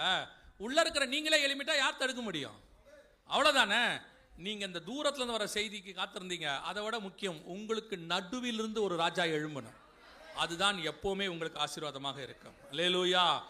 யாரோ ஒரு ஆள் வெளிப்படுத்தின விசேஷம் எடுக்க வேண்டாம். நீங்கள் அத்தனை பேரும் தியானிக்கிறவர்களாய் மாறி இங்கே இருக்கிறவங்க நினைக்கணும், வெளியிருந்து எவனுமே வரல, ஆனால் எப்படா சுவிசேஷம் பரவுதுன்னா இங்கே இருக்கிற அத்தனை பேரும் சுவிசேஷகராக மாறிவிட்டார்கள், போதகராக மாறிட்டாங்கன்னு ஆயிடணும். அதுக்கப்புறம் வெளியிருந்த ஆள் உங்களுக்கு தேவைப்படாது. அல்லேலூயா. கவனிங்கள், இப்போ வேதம் சொன்னபடி ஒரு வல்லரசு நம் கண்களுக்கு முன்பாக பொருளாதாரத்தை உடையவர்கள் வந்துட்டாங்க. ரெண்டாவது படபலம், படைபலம் அப்படின்னா ராணுவம். அமெரிக்காவுடைய ராணுவம் விழுந்தது உண்மை, நம்ம எல்லாரும் கண்ணு உண்மை தெரியுது, இப்போ வரைக்கும் நடந்துகிட்டே இருக்குது. ஆனால் அதுக்கு மாற்றாக எந்த ராணுவம் வரும்? ரஷ்ய ராணுவமா அல்லது சீனா ராணுவம்? இது ரெண்டு தான் இப்போ இருக்கு. இது ரெண்டு தான் வரும்னு சொல்றாங்க. ரெண்டுமே கிடையாது. யூரோப்பியன் யூனியன் தான் ராணுவமாக எழும்புகிறது. இங்க பாருங்க, அவங்க என்ன சொல்றாங்க கேட்டீங்கன்னா, we have our own army. இந்த இடத்துல இவங்க என்ன சொல்றாங்க? US can no longer serve as guarantor for Europe security. சொன்னது அமெரிக்கா. அமெரிக்கா சொல்லுது, இனிமேட்டு ஐரோப்பாவுக்கு நாங்கள் என்னவா இருக்க மாட்டோம், பாதுகாவலாம் இருக்க மாட்டோம், உங்களை நீங்களே என்ன பண்ணிக்கோங்க, பாதுகாத்து கொள்ளுங்க அப்படின்ட்டாங்க. இப்போ இந்த ஈரான் இஷ்யூல இவர் ட்ரம்ப் கேட்டார், இந்த ஈரான் அடிக்கிறதுக்கு எங்களுக்கு உதவி செய்யுங்கன்னு. யூரோப்பியன் யூனியன் ஒத்துக்க மாட்டேன்னு சொல்லிருச்சு. நாங்கள் என்ன செய்ய மாட்டோம், உதவி செய்ய மாட்டோம். ஸ்பெயின் முடியாதுன்னு சொல்லிருச்சு. பிரான்ஸும் இங்கிலாண்டும் தான் சரின்னு சொல்லியிருக்கிறாங்க. நேற்று கிரீஸ், யூரோப்பியன் யூனியன்ல இருக்கிற ஒரு நாடு, அவன் சொல்லிட்டான் இங்கெல்லாம் எதுவும் என்ன செய்யக்கூடாது, பண்ணக்கூடாது அப்படின்னு சொல்லிட்டான். இன்னைக்கு ஏதோ ஒரு நாடு சொன்னாங்களே, எது சொன்னாங்க, வரும்போது பேசிட்டு வந்தோமே, ஸ்ரீலங்கா, உங்க நாடு, அதெல்லாம் கப்பல்லாம் இங்கே வைக்கக்கூடாதுட்டாங்க. இப்போ பார்த்தீங்கன்னு சொன்னால் அமெரிக்காவுடைய படைபலம் கீழே என்ன செய்யுது? ஸ்ரீலங்காவெல்லாம் அவங்க கேள்வி கேட்க வேண்டிய அவசியமே இல்லை தெரியுமா? வந்து நிறுத்தினா என்ன பண்ண போறீங்க நீங்க? இந்தியாவே கேட்க முடியாது. அப்படி இருக்கும்போது ஸ்ரீலங்காவை என்ன கேட்க முடியும்? ஆனால் ஸ்ரீலங்கா சொல்றது முடியாது, இந்த பக்கம் வராத. இல்லை, நான் ஸ்ரீலங்காவை குறைத்து மதிப்பிடலை. அமெரிக்காவுடைய வீழ்ச்சி தொடங்குகிறது. அவ்வளோ பெரிய நாட்டை என் ஊருக்குள்ளே வராதன்னு இவன் சொல்கிறாங்க. இந்த தாவீது அந்த கோலியாத்தை கல் எடுத்து அடிக்குது, கோலியாத்தும் கீழே விழுறான். புரியுதா உங்களுக்கு? நான் எப்பவும் சொல்லுவேன், கர்த்தர் ஒருத்தன் கூட இருந்தாருன்னா அவன் எவ்வளோ சின்ன ஆணா இருந்தாலும் எவ்வளோ பெரியவனையும் கீழே தள்ளிடுவார். ஆனால் கர்த்தர் ஒருத்தன் கூட இல்லைன்னா அவன் எவ்வளவு பெரியவனா இருந்தாலும் அவன் மல்லாக்கத்தான் கீழே விழணும், அவனால் நிற்க முடியாது. யோசிச்சு பாருங்க, இந்த நாடு சொல்லுது இந்த பக்கம் வர்ற வேலை வச்சுக்காத, இங்கெல்லாம் அதெல்லாம் வரக்கூடாது. அவனும் சரின்ட்டான், சரிங்க பரவாயில்லைங்க அப்படின்ட்டான். இதே தான் நம்மளும் சொல்லிட்டு இருக்காரு. அங்கேயும் அதே தான் நடக்குது. நாங்கள் பார்த்து சொல்கிறோம், இப்போ முடியாது அப்படின்றார். எவனையுமே எந்த கேள்வியும் கேட்க முடியாது. அந்த அளவுக்கு ஆண்டவர் அமெரிக்காவை சிறுமைப்படுத்துகிறார். அமெரிக்காவை கர்த்தர் கைவிடுகிறார். அதுக்கு மாற்றாக யார் வரான்னா யூரோப்பியன் யூனியன் எழும்பிருச்சு. அவங்க சொல்றாங்க, we have our own army. நாங்கள் எங்களுடைய சொந்த இராணுவத்தை உருவாக்குகிறோம். அது மட்டுமல்ல, எல்லா யூரோப்பியன் யூனியன் காரங்களும் காசு போட்டு வல்லமை வாய்ந்ததான ஒரு இராணுவத்தை உருவாக்குகிறார்கள். கவனிங்கள், நீங்கள் இந்த யுத்தம் முடியும் போது பார்த்தீங்கன்னா உலகத்தின் வல்லரசாக உலகத்தை இப்போ எப்படி அமெரிக்கா பண்ணிக்கிட்டு இருக்கு, அதே மாதிரி இராணுவத்தில் இவங்க பண்ணுவாங்க. நீங்கள் அதை பார்ப்பீர்கள். வருக தாமதித்தால், வருக வந்துருச்சுன்னா நான் போயிடுவேன், நீங்கள் இருந்து பார்த்துட்டு வாங்க. அவங்க என்ன நினைக்கிறாங்க, ஏயா இங்கே இருக்கிறதுக்காக இந்த மீட்டிங்க்கு வந்தோம், நாங்களும் கூட வரத்துக்கு தானே வந்தோன்றீங்களா? சந்தோஷமாக சொல்லியிருக்க வேண்டாமா இன்னாரம் நாங்கள் வருவோம்? லேலூயா, வர ஆசை இல்லை போலண்ணே. லேலூயா. கவனிங்க, கர்த்தர் சபைக்குள்ள ஒருத்தனை சேர்க்கிறாருன்னா அவன் வருகையில் போகணும்னு இருந்தால் மட்டும்தான் கர்த்தர் அவனை கொண்டு வந்து சபைக்குள்ளே சேர்ப்பான். ஏன்னா சபை தான் கடைசியாக வருகைக்கான கடைசி சான்ஸ். இதான் வானத்தின் வாசல், இங்கிருந்து தான் ஏறி அவன் மேலே போனோம். அப்போ உங்களையும் என்னையும் சபைக்குள்ள கர்த்தர் கொண்டு வந்திருக்கிறார்னா உங்களை என்னையும் வருகையில கொண்டு போக விரும்புகிறாருன்னு அர்த்தம். அதுக்காக தான் கர்த்தர் சபைக்குள்ளே கொண்டு வந்திருக்கிறார். அல்லேலூயா. நம்ம கண்ணுக்கு முன்னாடி மிக முக்கியமாக இது வல்லரசாக உருவாயிடுச்சு. ஆண்டவர் சொன்னபடியே வந்துடுச்சு. ஆரம்பத்தில் ஒன்று பார்த்தோம், ஞாபகம் இருக்கா? சமாதான சபை அப்படின்னு சொல்லி சமாதானம் அறிவிக்கிற புறப்பட்டாருன்னு. அதே மாதிரி இன்னொரு காரியம் இப்போ நடக்க ஆரம்பிச்சிருக்கு. இதுவும் மிக முக்கியமான ஒரு விஷயம் தான். என்ன அப்படின்னு கேட்டிங்கன்னா, முதல் உலக யுத்தம் முடிஞ்ச உடனே முதல் சமாதான சபை ஸ்தாபிக்கப்பட்டது. அதுக்கு பேர் லீக் ஆஃப் நேஷன்ஸ் அப்படின்னு பேர். இதுக்கு பேர் லீக் ஆஃப் நேஷன்ஸ் அப்படின்னு சொல்லுவாங்க. இது லண்டன் தான் அப்போ வல்லரசு, அதனால லண்டனில் தான் ஸ்தாபிச்சாங்க. அப்புறம் ஜெனீவாவுக்கு மாற்றிட்டாங்க, சுவிட்சர்லாண்டில். நிறைய விஷயம் கேள்விப்படுவீங்களே, ஜெனீவா ஒப்பந்தம்னு சொல்லுவாங்கல்ல, அது இதனால தான், இவங்க பண்ணுறது தான். அப்புறம் செகண்ட் வேர்ல்டு வார் வந்துச்சு. செகண்ட் வேர்ல்டு வார் வந்த உடனே இவங்களுடைய வல்லமை போயிடுச்சு. ஏன்னா இவங்களுடைய வேலையை சமாதானம் பண்ணுறது. அப்படி சமாதானம் பண்ணுற வேலையை இவங்க செய்யாட்டி உலக யுத்தம் வந்துடும். ஸோ ரெண்டாவது உலக யுத்தம் வந்துருச்சுன்னா இவங்க என்ன பண்ணலைன்னு அர்த்தம்? சமாதானம் பண்ணலைன்னு அர்த்தம். ஸோ முடிஞ்ச உடனே என்ன பண்ணாங்க? ரெண்டாவது சமாதான சபை ஸ்தாபிச்சாங்க. அதுக்கு பேர் யுஎன், யுனைடெட் நேஷன்ஸ், ஐக்கிய நாடுகள் சபைன்னு பேர். இப்போ நல்லா கவனிச்சிங்களா? இந்த நாடால யாருக்கும் என்ன பண்ண முடியல? சமாதானம் பண்ணவே முடியல. எல்லா நாடும் எங்கே போயிட்டே இருக்குது? சண்டை போட்டுக்கிட்டே இருக்கு. இப்போ மூணாவது சமாதான சபை வருது. அதுக்கு பேரு போர்ட் ஆஃப் பீஸ் அப்படின்னு உருவாக்கி இருக்கிறாங்க. இது ட்ரம்ப் உருவாக்குனது. அதுக்கு பேர் போர்ட் ஆஃப் பீஸ் அப்படின்றாரு. இப்போ மூணாவது சமாதான சபை ரெடி ஆகுது. ஆனா இது இருக்குமா இல்லையான்னு எனக்கு தெரியாது. ஆனா கண்டிப்பா இன்னொரு சமாதான சபை வரணும். அதுக்கு பேரு சமாதானம் தான் இருக்கணும். ஏன்னா பைபிள் சொல்லுது, சமாதானத்தை அறிவிக்கிறவனாய் புறப்பட்டான் அப்படின்னு. இப்போ ட்ரம்ப் ஸ்தாபிச்சிருக்கிற ஐநாவுக்கு பதில் ட்ரம்ப் கொண்டாந்துருக்கிறது என்னன்னு கேட்டீங்கன்னா, போர்ட் ஆஃப் பீஸ்னு ஒன்று கொண்டாந்துருக்கிறார். ஸோ மூணாவது சமாதான கூடுகை உருவாக்கப்பட்டாகி இருக்கு. இதுவே கூட அடுத்த லெவலுக்கு போகலாம், அல்லது இதுக்கு மாற்றாக ஒன்று வரலாம். ஆனால் கண்டிப்பாக இன்னொரு சமாதான சபை வருகிறது. வேதத்தில் சொன்னபடியே அத்தனை காரியங்களும் துல்லியமாக நம் கண்களுக்கு முன்பாக நிறைவேறி முடிச்சிருச்சு. ஆண்டவர் சொன்ன 10 நாடுகள் கூட்டமைப்பு, 10 நாடுகள் அமைப்பு நம் கண்களுக்கு முன்பாக இருக்கிறது. இவர்கள் வல்லமை அதிகாரத்தை பெற்றுக்கொண்டார்கள். இவர்கள் ஒரே யோசனை உள்ளவர்கள். ஒரே கரன்சி சொன்ன இல்லையா? ஒரே கரன்சி, ஒரே பொருளாதாரம், ஒரே ராணுவம், ஒரே விசா. இப்போ நீங்கள் பார்த்தீங்கன்னா இந்தியாவிலேருந்து, இப்போ ஜாஃப்னாலேருந்து இந்தியா போகிறதுக்கு ஒரு 1/2 மணி நேரம் கூட ஆகாது. ஃப்ளைட்டில் போகிறதுக்கு பார்த்தீங்கன்னா ஆகாது. ஆனால் விசா எடுத்தால் தான் அங்கே போக முடியும். அதே மாதிரி இங்கே வரணும்னா என்ன எடுக்கணும்? விசா எடுக்கணும். ஆனால் அந்த 28 நாட்டுக்கும் விசாவே கிடையாது. ஒரு நாட்டுக்குள்ளே அவங்களுக்குள்ள எங்களுக்குள்ள யார் வேணா எங்கே வேணா என்ன செய்யலாம், போகலாம். ஒருவேளை நம்ம போகிறோன்னு சொன்னால் அந்த விசாக்கு பேர் ஷெங்கன் விசான்னு பேர். அதை நீங்கள் எடுத்துட்டீங்கன்னா, ஒரு நாட்டுக்குள்ளே எடுத்தீங்கன்னா 28 நாட்டுக்கு எங்கே வேணாலும் ட்ராவல் பண்ணலாம். There is no border. அவங்களுக்குள்ள என்ன கிடையாது? பார்டர் கிடையாது. காரில் நீங்கள் பாட்டு எங்கே வேணாலும் போகலாம், வரலாம். ஜெர்மனிலேருந்து ஃப்ரான்ஸ் போகலாம், ஃப்ரான்ஸ்லேருந்து லக்சம்பர்க் போகலாம், கார்லேயே போகலாம். எங்கேயும் நிறுத்தி உங்களை என்னெல்லாம் பண்ண மாட்டாங்க, நீ எந்த ஊருக்காரெல்லாம் விசாரிக்க மாட்டாங்க. சந்தேகம் வந்தால் கேட்பாங்க. அதை தவிர்த்து எங்கேயும் நிறுத்தி உங்களை பார்டர் செக் பண்ணுறதுலாம் ஒன்றுமே இருக்காது. ஒரு இடத்துல இறங்குனீங்கன்னா எங்கே வேணாலும் ட்ராவல் பண்ணலாம். ஒரே யோசனை உள்ளவர்கள், ஒரே வல்லமை, ஒரே அதிகாரம், ஒரே விசா, ஒரே ராணுவம், எல்லாம் வந்துருச்சு. கரெக்டாக 10 நாடுகள் ஆண்டவர் சொன்னபடி துல்லியமாய் சமாதானத்தை அறிவிக்கிறவர்களாய் புறப்பட்டிருக்கிறார்கள். ஆண்டவர் சொன்ன அத்தனை விஷயங்களும் நம் கண்களுக்கு முன்பாக நிறைவேறி. ஒரு சிட்டி, நகரம். எப்படிங்க சொல்றீங்கன்னா, அதே 17-18 வாசிங்க பாப்போம். நீ கண்ட ஸ்திரியானவள் பூமியின் ராஜாக்கள் மேல் ராஜ்யம் பாரம் பண்ணுகிற மகா நகரமே யாம் என்றார். அப்ப சிட்டினா என்ன? நகரம். மிருகம்னா என்ன? ராஜ்யம். அப்போ கடைசி காலத்துல ஒரு ராஜ்யம், ஹெட் குவார்ட்டர்ஸ், இந்த 10 நாடுகளோடு கூட இருக்கக்கூடியதான ஒரு ராஜ்யம். இது என்ன செய்யுமா? ஒரு அடையாளத்தை அவர் பார்க்கிறார். யார் பார்க்கிறா? யோவான் பார்க்கிறார். பார்த்தா ஒரு ஸ்திரீ மிருகத்தின் மேல் ஏறி இருக்க கண்டேன் அப்படின்னு பார்க்கிறார். இப்போ இந்த 10 நாடுகள் கூட்டமைப்புக்கும் ஸ்திரீ மிருகத்தின் மேல் ஏறி உட்கார்ந்துருக்கிறதுக்கும் என்ன சம்பந்தம்? இவர் பார்த்தது இன்னிலிருந்து 1900 வருஷத்துக்கு முன்னாடி பத்மு தீவில் தனிமை சிறையில் இருக்கும்போது கர்த்தர் காட்டின தரிசனம். ஆனால் இவர் பார்க்குறாரு, அந்த ஸ்திரீயை பார்த்தோன்னா ஆச்சரியப்படுறாருன்னு இருக்கு கீழே 6வது வசனத்தில். அந்த ஸ்திரீயை பார்த்தோன்னா என்ன பண்ணுறாரு? ஆச்சரியப்படுறாரு. இது என்னங்கிறத உங்களுக்கு அடுத்து சொல்கிறேன். ஆனால் இப்போ இந்த யூரோப்பியன் யூனியன் இருக்காங்கல்ல, 10 நாடுகள் கூட்டமைப்பு, இவங்களுடைய சின்னம் இருக்குல்ல, சிம்பல்.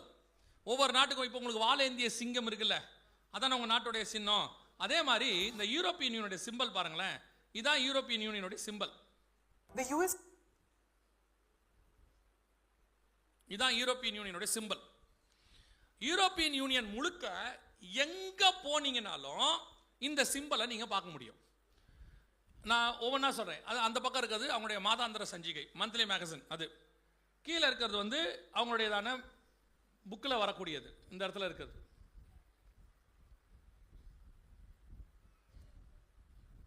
இருக்கு பாருங்க, இது புக்கில் வரக்கூடியது. இது அவங்களுடைய காயின், யூரோன்னு சொல்லுவாங்க, 2 யூரோ அதில் உள்ளது. இது பார்த்தீங்கன்னா அவங்களுடைய ஃபோன் கார்டு, காலிங் கார்டு அதில் உள்ளது. இது அவங்க போட்டிருக்கிற ஸ்டாம்ப், லெட்டர் மேலே ஒட்டுவோம்ல ஸ்டாம்ப்ஸ், அது. இது பார்த்தீங்கன்னா பார்லிமெண்ட் வாசலில் இருக்கிற சிலை. ஒவ்வொரு பார்லிமெண்ட்லேயும் ஒரு சிலை வச்சுருப்பாங்கல்ல, நீங்கள் ஒவ்வொரு இடத்துல ஒரு சிலை வச்சுருக்கிற மாதிரி அவங்க பார்லிமெண்ட் வாசலில் ஒரு சிலை வச்சுருப்பாங்க. எல்லாத்தையும் பார்த்தீங்கன்னா ஒரு ஸ்திரீ மிருகத்தின் மேல் ஏறி இருக்கிற சிலையும் படமும் தான் இருக்கும் எல்லா இடத்துலையும் அஃபீஷியலாக. நீங்கள் ஒருவேளை இந்த செய்தியெல்லாம் போய் ஆன்லைனில் பார்க்கணும், இதெல்லாம் உண்மையா அப்படின்னா சும்மா நீங்கள் போய் யூரோப்பான்னு போட்டு பாருங்க. யூரோப்பான்னு போட்டாலே ஒரு ஸ்திரீ மிருகத்து மேலே உட்காந்துருக்கதா வரும். கூகுள் இமேஜஸில் போய் போட்டு பாருங்க, யூரோப்பா அப்படின்னு போட்டால் ஒரு மிருகத்து மேலே ஒரு பெண் உட்காந்துருக்கிறதான அடையாளத்தை தான் உங்களுக்கு வரும் எங்கே பார்த்தாலும். அது இப்போ நீங்கள் பார்க்குறது இப்போ. ஆனால் இது 2000 வருஷத்துக்கு முன்னாடி பைபிளில் உள்ளது. அதை பார்க்கும்போது யோவான் சொல்கிறாரு, ஒரு ஸ்திரீ மிருகத்தின் மேல் ஏறி இருக்க கண்டேன். இது ஸ்டாஸ்பர்க்னு ஒரு இடம் இருக்குது, பெல்ஜியத்துக்கும் ஃப்ரான்ஸுக்கும் நடுவில் ஃப்ரான்டியர்ம்பாங்க, அந்த எல்லையில் ஒரு இருக்குது. அந்த இடத்துல யூரோப்பியன் யூனியன் பார்லிமெண்ட், அந்த பார்லிமெண்ட் வாசலில் இந்த சிலை இருக்கும். நீங்கள் பார்த்தீங்கன்னா அந்த சிலை அப்படியே இருக்கும். ஒரு ஸ்திரீ மிருக, இது போய் நாங்களே எடுத்தது, நாங்கள் போயிருந்த போது எடுத்தது. இது அப்படியே இருக்கும். இது ஏன் அங்கே அப்படி இருக்குன்னு அங்கே இருக்கிறவங்களை யாரை கேட்டாலும் தெரியல. அங்கே இருக்கிற அந்த ஆட்கள்லாம், இந்த காவல் காக்கிறவங்க எல்லாம் இருப்பாங்க, கேட்டால் இது ஏன் அப்படி இருக்குன்னா அப்படின்றாங்க, புரிய தெரியாதுன்றாங்க. ஆனால் பைபிளில் மட்டும்தான் இதுக்கான விளக்கம் இருக்குது. வெளிப்படுத்தல் 17:3 ஒரு ஸ்திரீ மிருகத்தின் மேல் ஏறி இருக்க கண்டேன். அதை விட பெரிய ஆச்சரியம், அந்த ஃபோட்டோ எடுத்துகிட்டு வந்த பிறகு தான் எண்ணி பார்த்தேன். இங்கே இருக்கு பாருங்க, பின்னாடி இதுக்கு கால் இருக்காது. இந்த இடத்துல பார்த்தீங்கன்னா 2 கால் இருக்காது, அதுக்கு பதிலாக 10 ஸ்ட்ரைப்ஸ் வச்சுருப்பாங்க. எண்ணி பார்த்தீங்கன்னா 10 இருக்கும். இதில் இந்த வரி பார்த்தீங்கன்னா 10 வரிகள் இருக்கும். ஏன் 10 வச்சிருக்கிறாங்க அதுவும் தெரியாது. யூரோப்பியன் யூனியனில் 28 பேர் இருக்கிறாங்க, வச்சா 28 வைக்கணும். ஏன் 10 வச்சிருக்கிறாங்க அதுவும் தெரியாது. கரெக்டாக 10 ஸ்ட்ரைப்ஸ் இருக்கும், ஒரு ஸ்திரீ மிருகத்தின் மேல் ஏறி இருக்கும். இது எல்லாம் கோயின்சிடென்ஸ் நீங்கள் சொல்லுவீங்களா? தற்செயலாக நடக்குது அப்படின்னு சொல்ல முடியுமா? இதை எப்படி இவ்வளோ பர்ஃபெக்டாக தற்செயலாக நடக்கும்? வேதத்தில் உள்ள வசனம் 1900 வருஷத்துக்கு முன்னாடி உள்ளது. நம்முடைய காலத்தில் இவங்க வந்ததே 1951 தான். இதெல்லாம் கட்டினதே 2000க்கு மேலே தான். எப்படி இவ்வளோ பர்ஃபெக்டாக செய்ய முடியும்? அப்படியானால் வேதத்தில் சொல்லப்பட்ட அந்த கடைசி கால திருச்சபை, கடைசி காலதான வல்லரசு, ஒரு ஸ்திரீ மிருகத்தின் மேல் ஏறி இருக்கிறதான காரியம் துல்லியமாக நடந்துருச்சு. நீங்கள் எந்த பார்லிமெண்ட்டுக்கு போனாலும் வாசலில் இப்படி தான் இருக்கும். எங்கே போனீங்கன்னா இப்படி தான் இருக்கும். பின்னாடி இருக்கு பாருங்க, யூரோப்பியன் யூனியன் கொடி இருக்கு பாருங்க. எங்கே போனாலும் இந்த காயின் இருக்கு பார்த்தீங்களா, இதுக்கும் ஸ்ரீலங்காவுக்கும் ஒரு சம்மந்தம் இருக்குது. இந்த 2 யூரோ காயின் இருக்குல்ல, இதுக்கும் ஸ்ரீலங்காவுக்கும் ஒரு சம்மந்தம் இருக்குது. எப்படி இருக்குதுன்னு கேட்குறீங்களா? நாங்கள் ஒரு தடவை நுவேரேலியாவுக்கு மீட்டிங்க்கு போயிருந்தபோது ஒரு வயதான தாயார் ஒருத்தர் வந்தாங்க. எப்படி ஒரு 60-65 வயசு இருக்கும். அந்த அம்மா வந்தாங்க. அவங்களுடைய பிள்ளைகள் வீடு வந்து யூரோப்பில் இருக்கு. அவங்க ரெகுலராக அந்த மெசேஜெல்லாம் பார்ப்பாங்க போல். பார்த்துட்டு நுவேரேலியா மீட்டிங்க்கு வரும்போது வந்தாங்க. வந்துட்டு, உங்கள் செய்தியெல்லாம் பார்க்குறேன், நான் யூரோப்பாவுக்கு போயிருந்தேன், என் பிள்ளை வீட்டில் நானும் நீங்கள் சொன்னீங்கன்னு சொல்லி இந்த 2 யூரோவில் இருக்கிற காயின், இந்த மாதிரி காயின்ஸ் எல்லாம் கலெக்ட் பண்ணேன், மொத்த காயினையும் நான் கலெக்ட் பண்ணேன், எதுலேயுமே ஒரு ஸ்திரீ மிருகத்தின் மேல் ஏறி இருக்கிறது இல்லை. அதனால் இது எங்கே இருக்குது, ஒரு காயின்லேயே அது இருக்க வேணாமா அப்படின்னு சொல்லி அவங்க கேட்டாங்க. நானும் அது வரைக்கும் ஐரோப்பா போனதில்லை, வேலை பார்த்ததோட சரி. நான் போனது இங்கிலாந்து, அங்கே யூரோ காயின் கிடையாது. ஸோ எனக்கும் தெரியாது. அப்போது அவங்க சொன்னாங்க எங்கே இருக்குது பாருங்கள் அப்படின்னு சொன்னவங்க சும்மா இல்லாமல் அவங்க கையில் இருந்த மணி பர்ஸ், அந்த பர்ஸ் இருக்கும்ல வேலெட்டு, அதுலேருந்து எல்லா காயினையும் என் கையில் கொட்டிட்டாங்க. பாருங்கள் இதில் எங்கே இருக்குன்ட்டு. எடுத்தா முதல் காயினே இந்த காயின் தான் வந்துச்சு. எடுத்தோடனே முதல் காயின் பார்த்தா அதில் ஒரு ஸ்திரீ மிருகத்தின் மேல் ஏறி இருக்கிறது இருந்துச்சு. அப்போ அந்த அம்மாட்ட சொன்னேன், இந்த காயினில் இருக்குதே அப்படின்னு கேட்டேன். அப்போ அவங்க சொன்னாங்க, 1 வருஷமாக கையில் வச்சுருக்கேன், நான் பார்க்கலையேன்னாங்க. அப்புறம் உங்களுக்கு அது வேண்டாம், எங்கிட்டே கொடுத்துருங்க, நீங்கள் தான் பார்க்கலையே, நான் வச்சுருந்தா 4 பேருக்கு காட்டுவேன்னு சொன்னேன். அப்போ இந்த காயின் வந்து எனக்கு ஸ்ரீலங்காவில் கிடச்சிது, யூரோப்பாவில் கிடைக்கல. அந்த காயினை தான் ஃபோட்டோ எடுத்து நான் என்ன பண்ணியிருக்கோம் இங்கே வச்சுருக்கிறோம். நீங்கள் எங்கே போய் பார்த்தீங்கன்னாலும் ஒரு ஸ்திரீ மிருகத்தின் மேல் ஏறி இருக்கிறதை உங்களால் பார்க்க முடியும். அதுலேயும் பர்டிகுலராக அந்த ஸ்திரீயை கவனிச்சு பாருங்கள், எல்லாத்துலேயும் கவனிச்சு பாருங்கள். அந்த ஸ்திரீ ஒரு ஆக்ரோஷமாக இருக்கிறத நீங்கள் பார்ப்பீங்க. முடியெல்லாம் பறக்க இந்த இதுலேயும் இருக்கும், இதுலேயும் இப்படி தான் இருக்கும், எதில் பார்த்தாலும் அப்படி தான் இருக்கும். ஏன் அப்படி இருக்குது அப்படின்னா அதுக்கு விளக்கமே இவங்ககிட்ட இருக்காது. ஏன் இப்படி? பொதுவாக ஒரு ஸ்திரீயை போட்டால் அழகாக முடிவாரி தானே போடணும். அப்படியே பார்க்குறாங்க. தலைவாரியாக போடணும், சரி வாரணும். ஆனால் இங்கே பார்த்தீங்கன்னா முடியெல்லாம் ஆக்ரோஷமாக பறக்கிற மாதிரியே இருக்கும். இதுலேயும் அப்படி தான் இருக்கும், இதுலேயும் அப்படி தான் இருக்கும். எங்கே பார்த்தாலும் இது ஏன் அப்படி இருக்கு அப்படின்னு பார்த்தீங்கன்னா, வசனத்தை வாசிங்க. வெளிப்படுத்தல் 17:6 வாசிங்க பார்ப்போம். பரிசுத்தவான்களின் இரத்தத்தினாலும் இயேசுவின் சாட்சியின் இரத்தத்தினாலும் எப்படி இருக்காங்க? இதைத்தான் சொன்ன, மிகப்பெரிய உபத்திரவ காலம் ஒன்று வரப்போகிறது. சாட்சியின் வசனத்தினாலும் இயேசு கிறிஸ்துவின் பற்றிய இரத்தத்தினாலும் அவங்க எப்படி இருக்கிறாங்களா? மிகப்பெரியதான ஒரு உபத்திரவ காலம். சபையை பார்த்தாலே அடிச்சு நொறுக்கிற காலம், கிறிஸ்தவர்களை கண்டா கொலை பண்ற காலம் ஒன்று வருகிறது. அது வசனத்தின்படி இது உபத்திரவ காலம் நம்ம சொல்றோம். அதை செய்ய போறது யாருன்னா இந்த கவர்மெண்ட். அந்த கவர்மெண்டோடைய ஹெட் குவார்ட்டர்ஸா இப்போ ஒன்று இருக்கும். அந்த ஸ்திரீ, அந்த நகரம் அதை செய்யும். அது எதுனா ரோம் நகரம். அதான் 7 மலை உள்ள நகரம். அந்த மிருகத்துக்கு 10 கொம்புகள் இருக்குன்னு பார்க்குறோம்ல. தலைகள் எத்தனை இருந்துச்சு? 7 தலைகள். 7 தலைகள்னா எதை குறிக்கும்னா 7 மலை உள்ள நகரம்னு இருக்கு. வெளிப்படுத்தல் 17:9 வசனம் வாசி.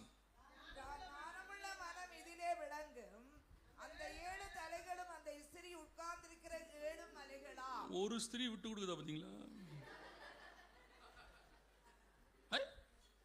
அவங்க தான் ஆரம்பிச்சாங்க தானே, கஷ்டம்தான். வாசிங்க நீங்கள்.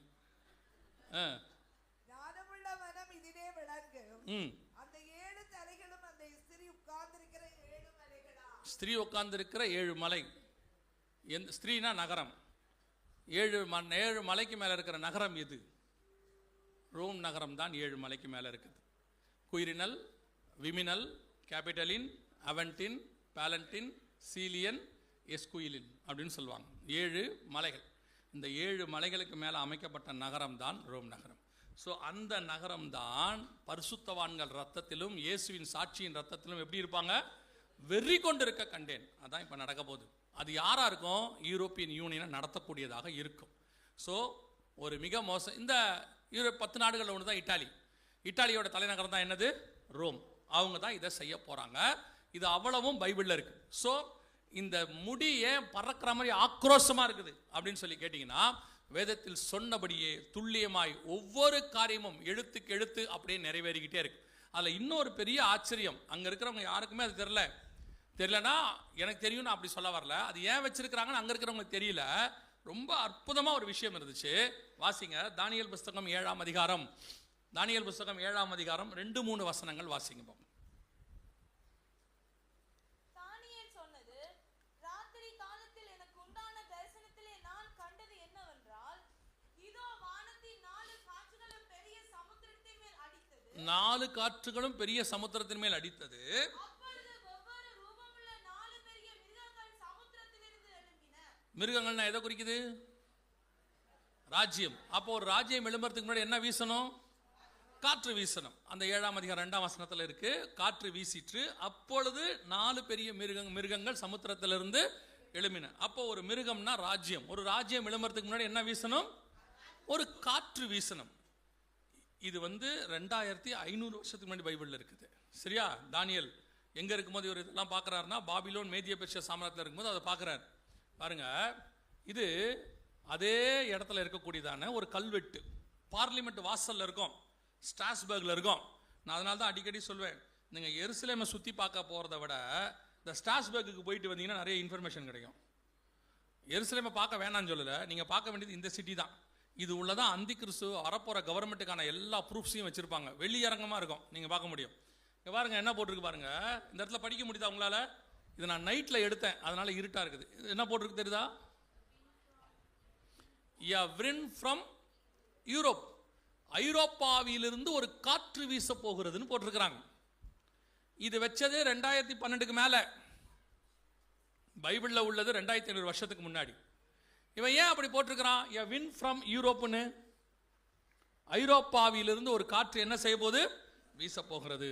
வேதத்தில் சொன்னபடி இவங்க காத்து இப்ப வீச ஆரம்பிச்சிருச்சு. இவங்க எழும்பி வர தொடங்கிட்டாங்க. உலகத்தின் வல்லமை அதிகாரம் இவங்க கைக்கு போயிருச்சு. ஒரே யோசனை உள்ளவர்கள் வந்துட்டாங்க. உங்க ஸ்திரீ மிருகத்தின் மேல் ஏறி இருக்க கண்டேன். கர்த்தர் சொன்ன அத்தனை தீர்க்க தரிசனம் என்னவாயிருச்சு? துல்லியமாய் நிறைவேறி முடிச்சிருச்சு. இன்னும் ஒரே ஒரு மிக முக்கியமான அடையாளம், அதை மாத்திரம் உங்களுக்கு நான் காட்டிட்டு ஜெபம் முடிக்க விரும்புகிறேன். வாசிங்க வெளிப்படுத்தல் 17:5 வாசிங்க பாப்போம். மேலும் ரகசியம் மகா பாபிலோன் பேசி எடுக்கும் பூமியில் உள்ள அருவருப்புகளுக்கும் தாய் என்னும் நாமம் அவள் நெற்றியில் எழுதியிருந்தது. இந்த யூரோப்பியன் யூனியனை பார்க்கறாரு, ஸ்ரீ மிருகத்தின் மேல் ஏறி இருக்கிறத பார்க்கறாரு, 10 கொம்பு பார்க்கறாரு, 7 தலையை பார்க்கறாரு. ஆனா எல்லாத்தையும் பார்த்துட்டு திடீர்னு அந்த நெத்தியில என்ன எழுதி இருக்குது? மேலும் ரகசியம் மகா பாபிலோன். பாபிலோன்னா என்ன? அது ஈராக்ல இருக்க. ஈராக்குக்கு பேர் தான் பாபிலோன். மெசபொத்தாமியா தேசம்னு பைபிள்ல சொல்லும். சினையார் தேசம்னு இருக்கும், கல்தேயர் பட்டணம்னு இருக்கும். இதெல்லாம் எதுக்கான பேரு? பாபிலோனுக்கான பேரு. அது இருக்குது ஈராக், வடக்கு பக்கத்துல ஈரானுக்கு மேல இருக்குது. இது இருக்கிறது மேற்கத்திய நாடு, அதாவது எருசலேமுக்கு நம்ம கணக்கின்படி சொன்னா லெஃப்ட், இது ரைட்டு. இந்த நாட்டை பார்க்கும்போது ஏன் அவருக்கு பாபிலோன் ஞாபகம் வருது? வசனம் சொல்லுது, அது மேல என்ன எழுதி இருக்குது? மேலும் ரகசியம் மகா பாபிலோன். சரி, அதுக்கு பின்னாடி இருக்கிற ஸ்பிரிச்சுவல் காரியங்களை டைம் இருக்காது, நம்ம இப்ப பார்க்க வேண்டாம். ஆனா வெளியரங்கமா ஒரு காரியத்தை பாபிலோனுக்கானது இருக்கு, எவிடன்ஸ். என்னன்னு பாத்தீங்கன்னா, இந்த யூரோப்பியன் யூனியனுக்கு ஒரு பார்லிமெண்ட் இருக்கும். உங்களுக்கு ஒரு பார்லிமெண்ட் இருக்கும் தானே எல்லா இடத்துலையும், ஒரு நாட்டுக்கு. அதான் தலைமையகம், அந்த நாட்டோடைய ஹெட் குவார்ட்டர்ஸ் சொல்லுவாங்க. அங்கிருந்தா எல்லா தீர்மானங்களும் எடுக்கப்படும்.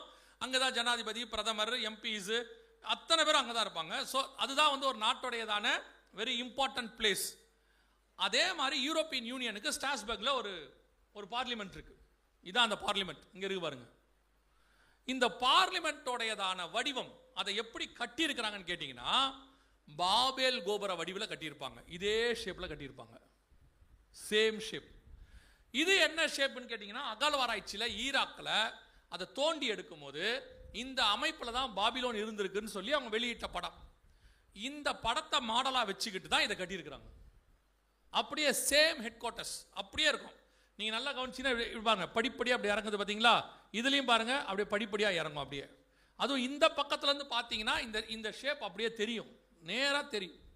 சரி, இவங்க ஏதோ நம்ம தான் எக்ஸாகரேட் பண்ணிக்கிறோமா, இல்ல பாபிலோன் நினைக்கிறோமா அப்படின்னு கேட்டா, இதோடைய சபாநாயகர்னு ஒருத்தர் இருப்பாரு, ஸ்போக்ஸ்மேன் சொல்லுவாங்க, உள்ள இருப்பாரு, அவர் ஸ்பீக்கர்ம்பாங்க. அவரை கேட்டாங்க, இது பார்க்கறதுக்கு பாபேல் கோபுரம் மாதிரியே இருக்குதே, நீங்கள் பாபேல் கோபுரம் மாதிரி தான் கட்டினீங்களா அப்படின்னு கேட்டபோது அவர் சொன்ன வார்த்தை என்ன அப்படின்னு கேட்டா, நாங்கள் அந்த காரியத்தை வடிவாய் வச்சு கட்டல, ஆனா அப்படி இருந்தாலும் தப்பில்லை.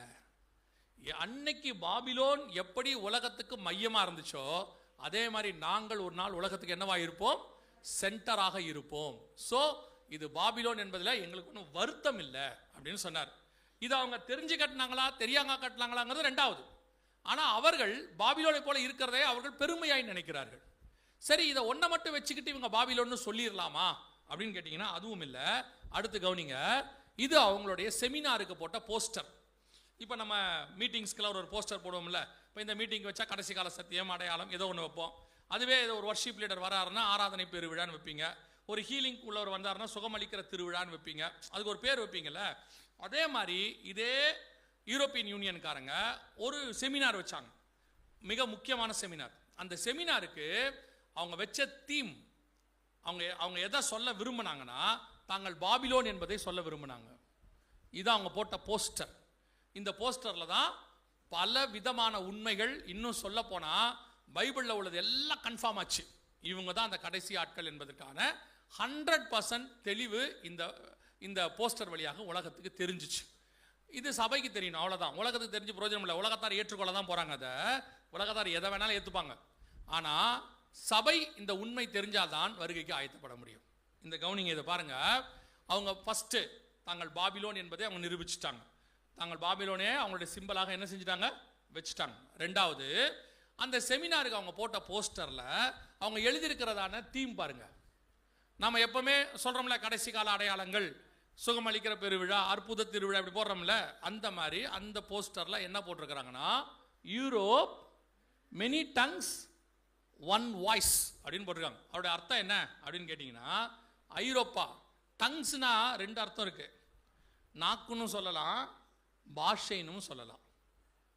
டங்ஸ் பேசுறாங்கன்னு இங்கிலீஷ்ல சொல்லுவாங்க. அந்நிய பாஷை பேசுறவங்க என்ன சொல்லுவாங்க? டங்ஸ் பேசுறாங்க. டங்ஸ்னா பாஷையும் குறிக்கும், அதே நேரத்தில் நாக்குன்னு குறிக்கும். இவங்க என்ன போட்டிருக்கிறாங்க அப்படின்னு கேட்டீங்கன்னா, ஐரோப்பா பல பாஷைகள், மெனி டங்ஸ், பல பாஷைகள், ஆனால் ஒரே சத்தம். நாங்கள் பல பாஷை பேசுகிறவர்களாக இருந்தாலும் எங்களுக்குள்ள என்ன இருக்குது? ஒரே யோசனை, ஒரே சிந்தனை இருக்குன்னு சொல்றாங்க. இதைத்தான் வெளிப்படுத்தல் 17:13 சொல்லுது, இவர்கள் ஒரே யோசனை உள்ளவர்கள். அதை இப்போ அவங்களே சொல்றாங்க. நாங்கள் பல பாஷைகள் உடையவங்களா இருந்தாலும் எங்களுக்குள்ள என்ன இருக்குது? இதுக்கு ஏன் பாபிலோன் அடையாளமாக போட்டிருக்காங்கன்னா, பாபிலோன்ல ஒரே பாஷை, ஒரே யோசனை. ஆண்டவர் சொல்வார், அவர்கள் ஒரே பாஷையாக இருக்கிறதுனால இதை செய்ய துணிந்தார்கள். அப்போது பாஷைகள் பல ஆனாலும் நாங்கள் ஒரே யோசனையாக தான் இருக்கிறோம். நாங்கள் எப்படிப்பட்டவங்கன்னா பாபிலோன் போல் உள்ளவர்கள் அப்படின்னு போட்டிருக்கிறாங்க. யோசித்து பாருங்க, எப்படி இவ்வளோ வெளியரங்கமாக தெளிவாக இவங்கெல்லாம் கிறிஸ்தவ நாடு. அதான் ரொம்ப இம்பார்ட்டன்ட். கிறிஸ்தவர்களுக்கு பாபிலோன்னா என்னன்னு தெரியுமா தெரியாதா? பாபிலோன் என்பது எவ்வளவு தேவனுக்கு விரோதமான சிட்டி நமக்கு தெரியும். இப்போ சாதாரணமாகவே எகிப்துனா நமக்கு பாவம்னு தோணுதில்லை, தோணுதானே? பாபிலோன்னா தோணும் தானே. ஆனால் எப்படி அதை அடையாளமாக வைக்க முடியும்? இன்னைக்கு அவங்க வச்சிருக்கிறாங்க, பாபிலோனை தங்களுடைய அடையாளமாக வச்சு நாங்கள் தான் அவர்கள்னு வச்சிருக்காங்க. மூணாவது, ஃபர்ஸ்ட் பாபிலோன் சிம்பல், ரெண்டாவது அதில் உள்ளதான தீம் இதில் வச்சிருக்கிறது. மூணாவது கவனிங்க, அந்த பாபிலோன்ல இதெல்லாம் அவங்க விளையாட்டாலாம் செய்யல, அவங்க சீரியஸாக தான் இருக்காங்க. சபை தான் விளையாட்டா இருக்குது. பாருங்க, இந்த பாபிலோன் டவர்ல இங்க ஒன்று இருக்குது, என்னன்னு கண்டுபிடிக்க முடியுதா? தெரியுதா என்னன்னு?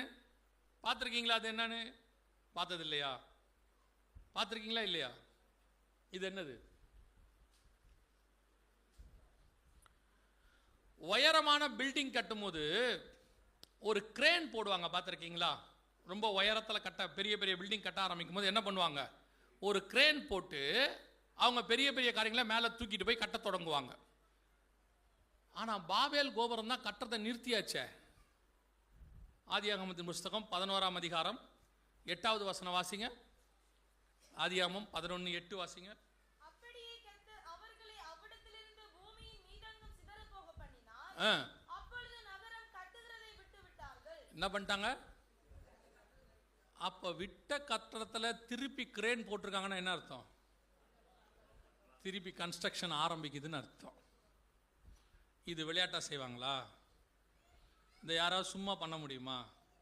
அவங்கள் தங்களுடையதான தீமை நமக்கு சொல்றாங்க, தாங்கள் என்ன செய்கிறாங்கன்னு என்ன இருக்கு சொல்றாங்க. இதை ஆண்டவர் ஏற்கனவே நமக்கு சொல்லிட்டார். சகரியாவின் புஸ்தகத்தை வாசிச்சு பாருங்க. சகரியாவின் புஸ்தகத்தை வாசிக்கும் போது 4ஆம் அதிகாரத்தில் ஆண்டவர் ஒரு காரியம் சொல்றாரு. அப்பொழுது 2 செட்டைகளை உடைய நாரைகளை உடையவர்கள் என்ன செய்யறாங்களாம்? புறப்பட்டு பாபிலோன் தேசத்துக்கு போறாங்களாம். 5ஆம் அதிகாரம்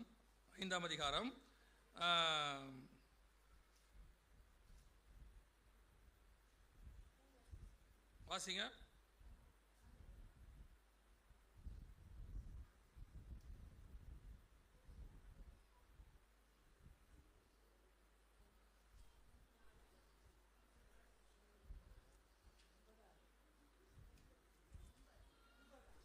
வாசிங்க. அப்பொழுது நான் என் கண்களை ஏறெடுத்து இதோ புறப்பட்டு வருகிற 2 ஸ்திரீகளை கண்டேன். அவர்களுக்கு நாரையின் செட்டைகளுக்கு ஒத்த செட்டைகள் இருந்தது. அவர்கள் செட்டைகளின் காற்று இருந்தது. இவர்கள் மரக்காலை பூமிக்கும் வானத்துக்கும் நடுவாய் 11வது வசனம் வாசிங்க. அதற்கு அவர் சீனையார் தேசத்திலே அதற்கு ஒரு வீட்டை கட்டும்படிக்கு அதை கொண்டு போகிறார்கள். அங்கே அது ஸ்தாபிக்கப்பட்டு தன் நிலையிலே வைக்கப்படும். சினையார் தேசம்னா பாபிலோன் அர்த்தம். சினையார் தேசம்னா என்ன அர்த்தம்? பாபிலோன். எங்க இருக்குது சினையார் தேசம்? ஆபிரகாம் புறப்பட்டு வந்தது என்ன ஊர் என்கிறதான கல்தேயர் பட்டணம், சினையார் தேசம். அந்த இடத்துக்கு பேர் தான் மெசபொத்தோமியான்னு பேர். அதான் பாபிலோன். பாபிலோன் மீண்டும் என்ன செய்யப்படும்? கட்டப்படும். அது ஸ்தானத்திலே அது ஸ்தாபிக்கப்படும். அந்த வேலையை தான் இப்போ இவங்க செய்கிறாங்க. நம்ம கண்ணுக்கு முன்னாடி கடைசி காலத்தில் எழும்பி வர வேண்டிய சாம்ராஜ்யம் எழும்பி வர தொடங்கிருச்சு. இவங்க என்ன செய்ய போறாங்களா? மீண்டும் பாபேல் கோபுரத்தை கட்டுகிறார்கள். அதாவது என்ன அர்த்தம்? ஆதியில இருந்த அந்த ஆவி இப்போ என்ன செய்ய போகுது? மேலும் ரகசியம் மகா பாபிலோன் வேசிகளுக்கும் பூமியில் உள்ள அருவருப்புகளுக்கும் தாய் என்னும் நாமம் அவள் நெற்றியில் எழுதியிருந்தது. நம் கண்களுக்கு முன்பாக கடைசி காலத்தில் எழும்பி வர வேண்டிய சாம்ராஜ்யம் எழும்பி வந்துருச்சு. இவங்க தங்கள் ராஜ்யத்தை கட்டுறதுக்கு எழும்பி வந்துட்டாங்க, வேலை பார்க்குறாங்க. நான் தான் எப்பவும் சொல்லுவேன், இவங்க உலகத்தில் அழியிற ஒரு ராஜ்யத்துக்காக இவ்வளோ வேலை பார்க்குறாங்க. இயேசு வந்து தங்கள் முகத்தின் பிரசனத்தில் அவங்க என்ன பண்ண போகிறாரு? அழிக்க போகிறாரு. இவங்க மொத்தமே எத்தனை வருஷம் தான் ராஜ்யபாரம் பண்ணுவாங்க?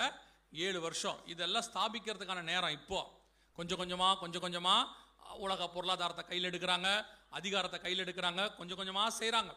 ஆனால் இப்படி இருக்கிற இவர்கள் ஆள போகிறதுனுமே 7 வருஷம்.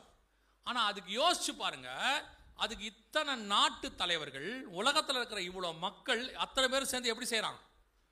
ஒருமித்து வேலை செய்கிறான் ஒரு அழியிற ராஜ்யத்துக்கு. நீங்களும் நானும் அழியாத ராஜ்யத்துக்கு போக போகிறோம். ஆமா தானே? அப்போ நீங்கள் நானும் எப்படி வேலை செய்யணும் யோசிச்சு பாருங்க. இன்னைக்கு இங்கே உட்காந்துட்டு இருக்கோம், 28 நாட்டுக்காரனுக்கு ஒத்துமை இருக்கு, வெவ்வேறு மொழி பேசுறான், ஒத்துமை இருக்கு, வெவ்வேறு காலநிலை ஒத்துமை இருக்கு, வெவ்வேறு பொருளாதார நிலைமை, பணக்காரன் ஏழை தரித்திரம் எல்லாருக்கும் ஒத்துமை இருக்கு. இத்தனை பேர் சேர்ந்து அழியிற ராஜ்யத்துக்கு இவ்வளவு ஒருமனமா இருக்கான். அதான் இயேசு சொல்றாரு, தனக்குத்தானே பிரிந்திருந்தால் பிசாசின் ராஜ்யம் கட்டப்படுவது எப்படி? அவன் அவ்வளவு அழகா இருக்கான். ஆனா கிறிஸ்தவர்களுக்குள்ள, விசுவாசிகளுக்குள்ள, சபைகளுக்குள்ள, ஊழியக்காரனுக்குள்ள எங்க இருக்கு ஒத்துமை? எப்படி இயேசுவின் ராஜ்யம் கட்டப்படும் சொல்லுங்க? அவன் பாபேல் கோபுரத்தை கட்டுறான், நமக்கு ஒருத்தர் கட்டிட்டு இருக்கிறாரு, அவருக்கு உதவி செய்யறவன் தான் நீங்களும் நானும். ஆனால் இங்கே ஒத்துமை கிடையாது, ஒரு மனம் கிடையாது.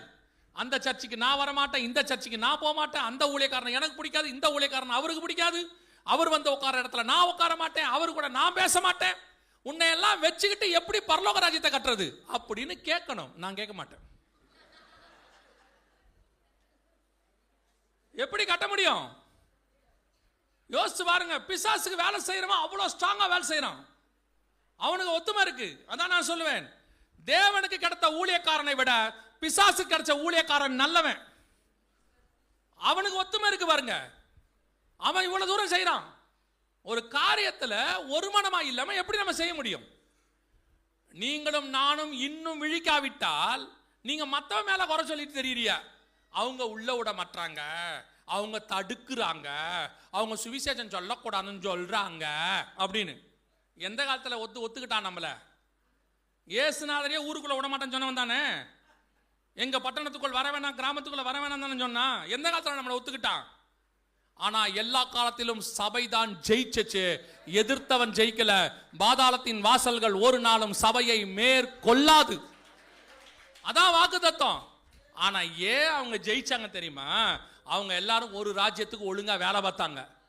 இங்க விசாசுக்கு நல்லா தெரியும், இவனுங்களெல்லாம் நம்ம எதிர்க்கலாம் வேண்டாம், ஊனாலே பயந்து போய் வீட்டில் உட்காந்துருவான்.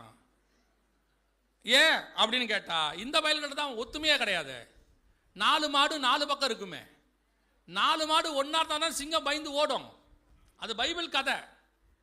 பிசாசு எவனை விடுங்கலாமோ என்று வகை தேடி அலைகிற கர்ஜிக்கிற சிங்கம் போல காணாமா. வந்து பார்த்தா 4 மாடு ஒன்னா இருக்கு. என்ன மாடு? 4 மாடும் ஒன்னா இருக்கு. சிங்கத்தால ஜெயிக்க முடியல. அப்புறம் பார்த்தான், 4 மாட்டையும் பிரிடான்ட்டான். 4 மாட்டையும் என்ன பண்ணிட்டான்? பிரிச்சுட்டான். என்ன மாடு? அவனே தலைவரா இருக்கான். நீ எப்பதான் தலைவராக? நீ தலைவராகு. அப்பதான் இந்த மாடு கொடுச்சு, நான் அடுத்த இதுல நான் தலைவரா இருக்கேன். இந்த மாடு சொல்லுச்சு, முடியாது மாடு, சாவர வரைக்கும் நான் தான் தலைவர். அப்ப அந்த மாடு சொல்லுச்சு, பரவாயில்ல நான் தனியா ஆரம்பிச்சுக்கிறேன், நான் தனி மாடாக இருக்கிறேன் போ. அப்ப மிச்சம் 3 மாடு இருந்துச்சு, மிச்சம் 2 மாடு கேட்டுச்சு, ஏன் அந்த ஆள் போயிட்டான் அப்படின்னு. தலைவர் ஆகணுமான்ட்டு. நியாயம் தானே? நீங்களே தலைவராக இருந்தா எப்படி? நாங்களும் தனியா போறோம். இந்த 2 மாடு தனியா போச்சு. அப்புறம் இந்த 2 மாடு சொல்லிச்சு, யார் நமக்குள்ள தலைவர்? ஃபர்ஸ்ட் நான் இருக்கிறேன், அப்புறம் நீ இரு. முடியாது, ஃபர்ஸ்ட் நான் இருக்கிறேன், நீ இரு. அப்புறம் அந்த 2 மாடும் புரிஞ்சிருச்சு. ஒரே வயக்காட்டில் 4 மாடு 4 தலைவர் இருக்கு. நான் சொன்னது மாட்டுக்கு மட்டும். இப்ப பிசாசுங்கிற சிங்கம் ஒவ்வொரு மாட்டையும் அடிக்குது. ஆனா இந்த மாடு மூளை இருக்குல்ல, மாட்டு மூளை, அது வேலை செய்யாது. கேட்டு பாருங்க, ஒரே பெந்தகோஸ்தே தான். அவர் ஒரு டினாமினேஷன், இவர் ஒரு டினாமினேஷன். அந்த சர்ச்சுக்கு நான் போக மாட்டேன், இந்த சர்ச்சுக்கு நீ போக மாட்டேன். ஏன்? அந்த சர்ச்சுக்கு போனால் நரது போயிடுவாரா? என்ன இது என்ன இருக்குது? நீங்கள் டிஜிட்டல் கரன்சி இருக்குதா? கியூஆர் கோடு எல்லாம் இருக்குல்ல, இது அத்தனையும் காமன் கரன்சியாக மாற்றிடுவாங்க. 100% டிஜிட்டல். அதுக்கப்புறம் உங்கள் கையில் ரூபா நோட்டே இருக்காது. அந்த 100% கரன்சி இவங்க கண்ட்ரோலுக்கு போயிடும். அதுக்கப்புறம் என்ன ஆகும்னு கேட்டிங்கன்னா, இவங்களுடையதான அனுமதி இல்லாமல் நீங்கள் எதையும் வாங்கவும் முடியாது, விற்கவும் முடியாது. அந்த இடத்துக்கு வந்துடும். இப்போ அதுக்கான வேலையை தான் செஞ்சுக்கிட்டு இருக்கிறாங்க. இந்த யுத்தம் தான் லாஸ்ட். இந்த யுத்தம் எதை கொண்டு வரும்னா, இவங்க ஆட்சியை பூமிக்கு கொண்டு வரும். அதற்கான வேலையை செய்யறதுக்கு தான் இந்த யுத்தம் ஒரு காரணம். இந்த யுத்தம் ஒரு காரணம் என்னன்னு கேட்டிங்கன்னா, இவங்க ஆட்சியை கொண்டு வருவது. ஸோ நம்ம கண்ணுக்கு முன்னாடி சமுத்திரத்திலேருந்து மிருகம் எழும்பிருச்சு. இனி காலம் கண்டிப்பாக செல்லாது. இதுக்கு நடுவில் தான் ஆண்டவர் வருவேன் என்று வாக்கு பண்ணியிருக்கிறார். அல்லேலூயா. ஒரே ஒரு வசனம் வாசிங்க, முடிக்கலாம். 2 தெசலோனிக்கேயர் 2ஆம் அதிகாரம் 7வது வசனத்தை வாசிங்க. அந்த அக்கிரமக்காரனுடைய வருகை ரகசியம் இப்பொழுது கிரிகை செய்கிறது, ஆனாலும் தடை செய்கிறவன் நடுவிலிருந்து நீக்கப்படும் முன்னே அது வெளிப்படாது. தடை செய்கிறவன் நடுவிலிருந்து நீக்கப்படும் முன்னே அது வெளிப்படாது. ஆனா அக்கிரமத்தின் ரகசியம் இப்பொழுதே கிரியை செய்கிறது. அதான் இப்பவே இருக்கு. ஆனாலும் தடை செய்கிறவன் சபை நடுவிலிருந்து நீக்கப்பட்ட உடனே இது வெளிப்படும். அது வரைக்கும் தான் இது வராமல் இருக்கும். இதுக்கு ஒரு தலைவர் வருவான், அவன் தான் உபத்திரவப்படுத்துறவனாக இருப்பான். அவன் வருவதற்கு முன்பதாக சபை நீக்கப்படணும். தடை செய்கிறவன் நடுவிலிருந்து நீக்கப்படும் போது அப்போ நமக்கு எவ்வளோ காலம் இருக்குன்னு பார்த்துக்கோங்க. அவங்க எல்லாம் எழும்பி மொத்தம் ரெடி பண்ணிட்டாங்க. இன்னும் ஒன்று தான் பாக்கி, சபை எடுத்துக்கொள்ளப்படுதல். நீங்களும் நானும் எடுத்துக்கொள்ளப்பட்டால் அதுக்கு பிறகு நோ மோர் சான்ஸ். அதுக்கப்புறம் நமக்கு என்ன இல்லை, எந்த வாய்ப்பும் இல்லை. நாம் எடுத்துக்கொள்ளப்பட்டு தேவ சமூகத்திலே போக போகிறோம். உங்களுக்காகவும் எனக்காகவும் தான் இவ்வளோ தடை காத்துக்கிட்டு இருக்குது. ஏன்னா தாமதிக்கிறார் என்று சிலர் எண்ணுகிறபடி அவர் தம்முடைய வாக்கு தத்தத்தை குறித்து தாமதமாக இராமல் எல்லாரும் மனம் திரும்ப வேண்டும் என்று. நாம எல்லாரும் மனம் திரும்பி ரட்சிக்கப்பட்டு பரலோகத்துக்கு போகணும்னு கர்த்தர் வெயிட் பண்றாராமா. ஆனா நீடிய பொறுமையோடு இருக்கிறாரு. அது நீட்டிய பொறுமை கிடையாது. ஒரு காலத்துல கர்த்தருடைய பொறுமை முடிவுக்கு வரும். அல்லேலூயா. அப்போ நீங்களும் நானும் எவ்வளோ ஆயத்தப்படணுங்கிறது தான் முக்கியம். இப்போ இருக்கிற நேரம், திருப்பியும் சொல்கிறேன், நான் முடிக்கிறேன். இப்போ இருக்கிற நேரம் எதற்கான நேரமும் கிடையாது, ஆயத்தப்படுகிற நேரம் மட்டும்தான் இருக்கு. மணவாளன் வருகிறார் என்கிற சத்தம் கேட்டது. அவர்கள் தங்கள் தீவெட்டிகளை ஆயத்தம் பண்ணி, இந்த ஆயத்தம் பண்ணுற டைம், உங்கள் ஆவி ஆத்மா சரீரம் இதை ஆயத்தம் பண்ணுற டைம், கிறிஸ்துவை சந்திப்பதற்கு என்ன செய்யணும்னு யோசிக்கிற டைம் மட்டும்தான் இப்போ இருக்கு. வீடு வாசல் தோட்டம் துறவு வாங்கிறதுக்கான நேரம்லாம் இப்போ இல்லை. அதுக்கு நடுவில் கர்த்தர் கொடுத்தா வாங்கிக்கோங்க. நீங்கள் தேடி அலையாதீங்க. உங்கள் தேவைகள் என்ன என்பதை பரமபிதா அறிஞ்சிருக்கிறார். நம்முடைய தேவை கீழானவைகள் அல்ல, மேலானவைகளே நாடு. அல்லேலூயா. நாம் ஜெபிக்க போகிறோம். எந்திரிக்கலாமா நம்ம தேவ சமூகத்தில்? ஒரு 5 நிமிஷம் மாத்திரம்.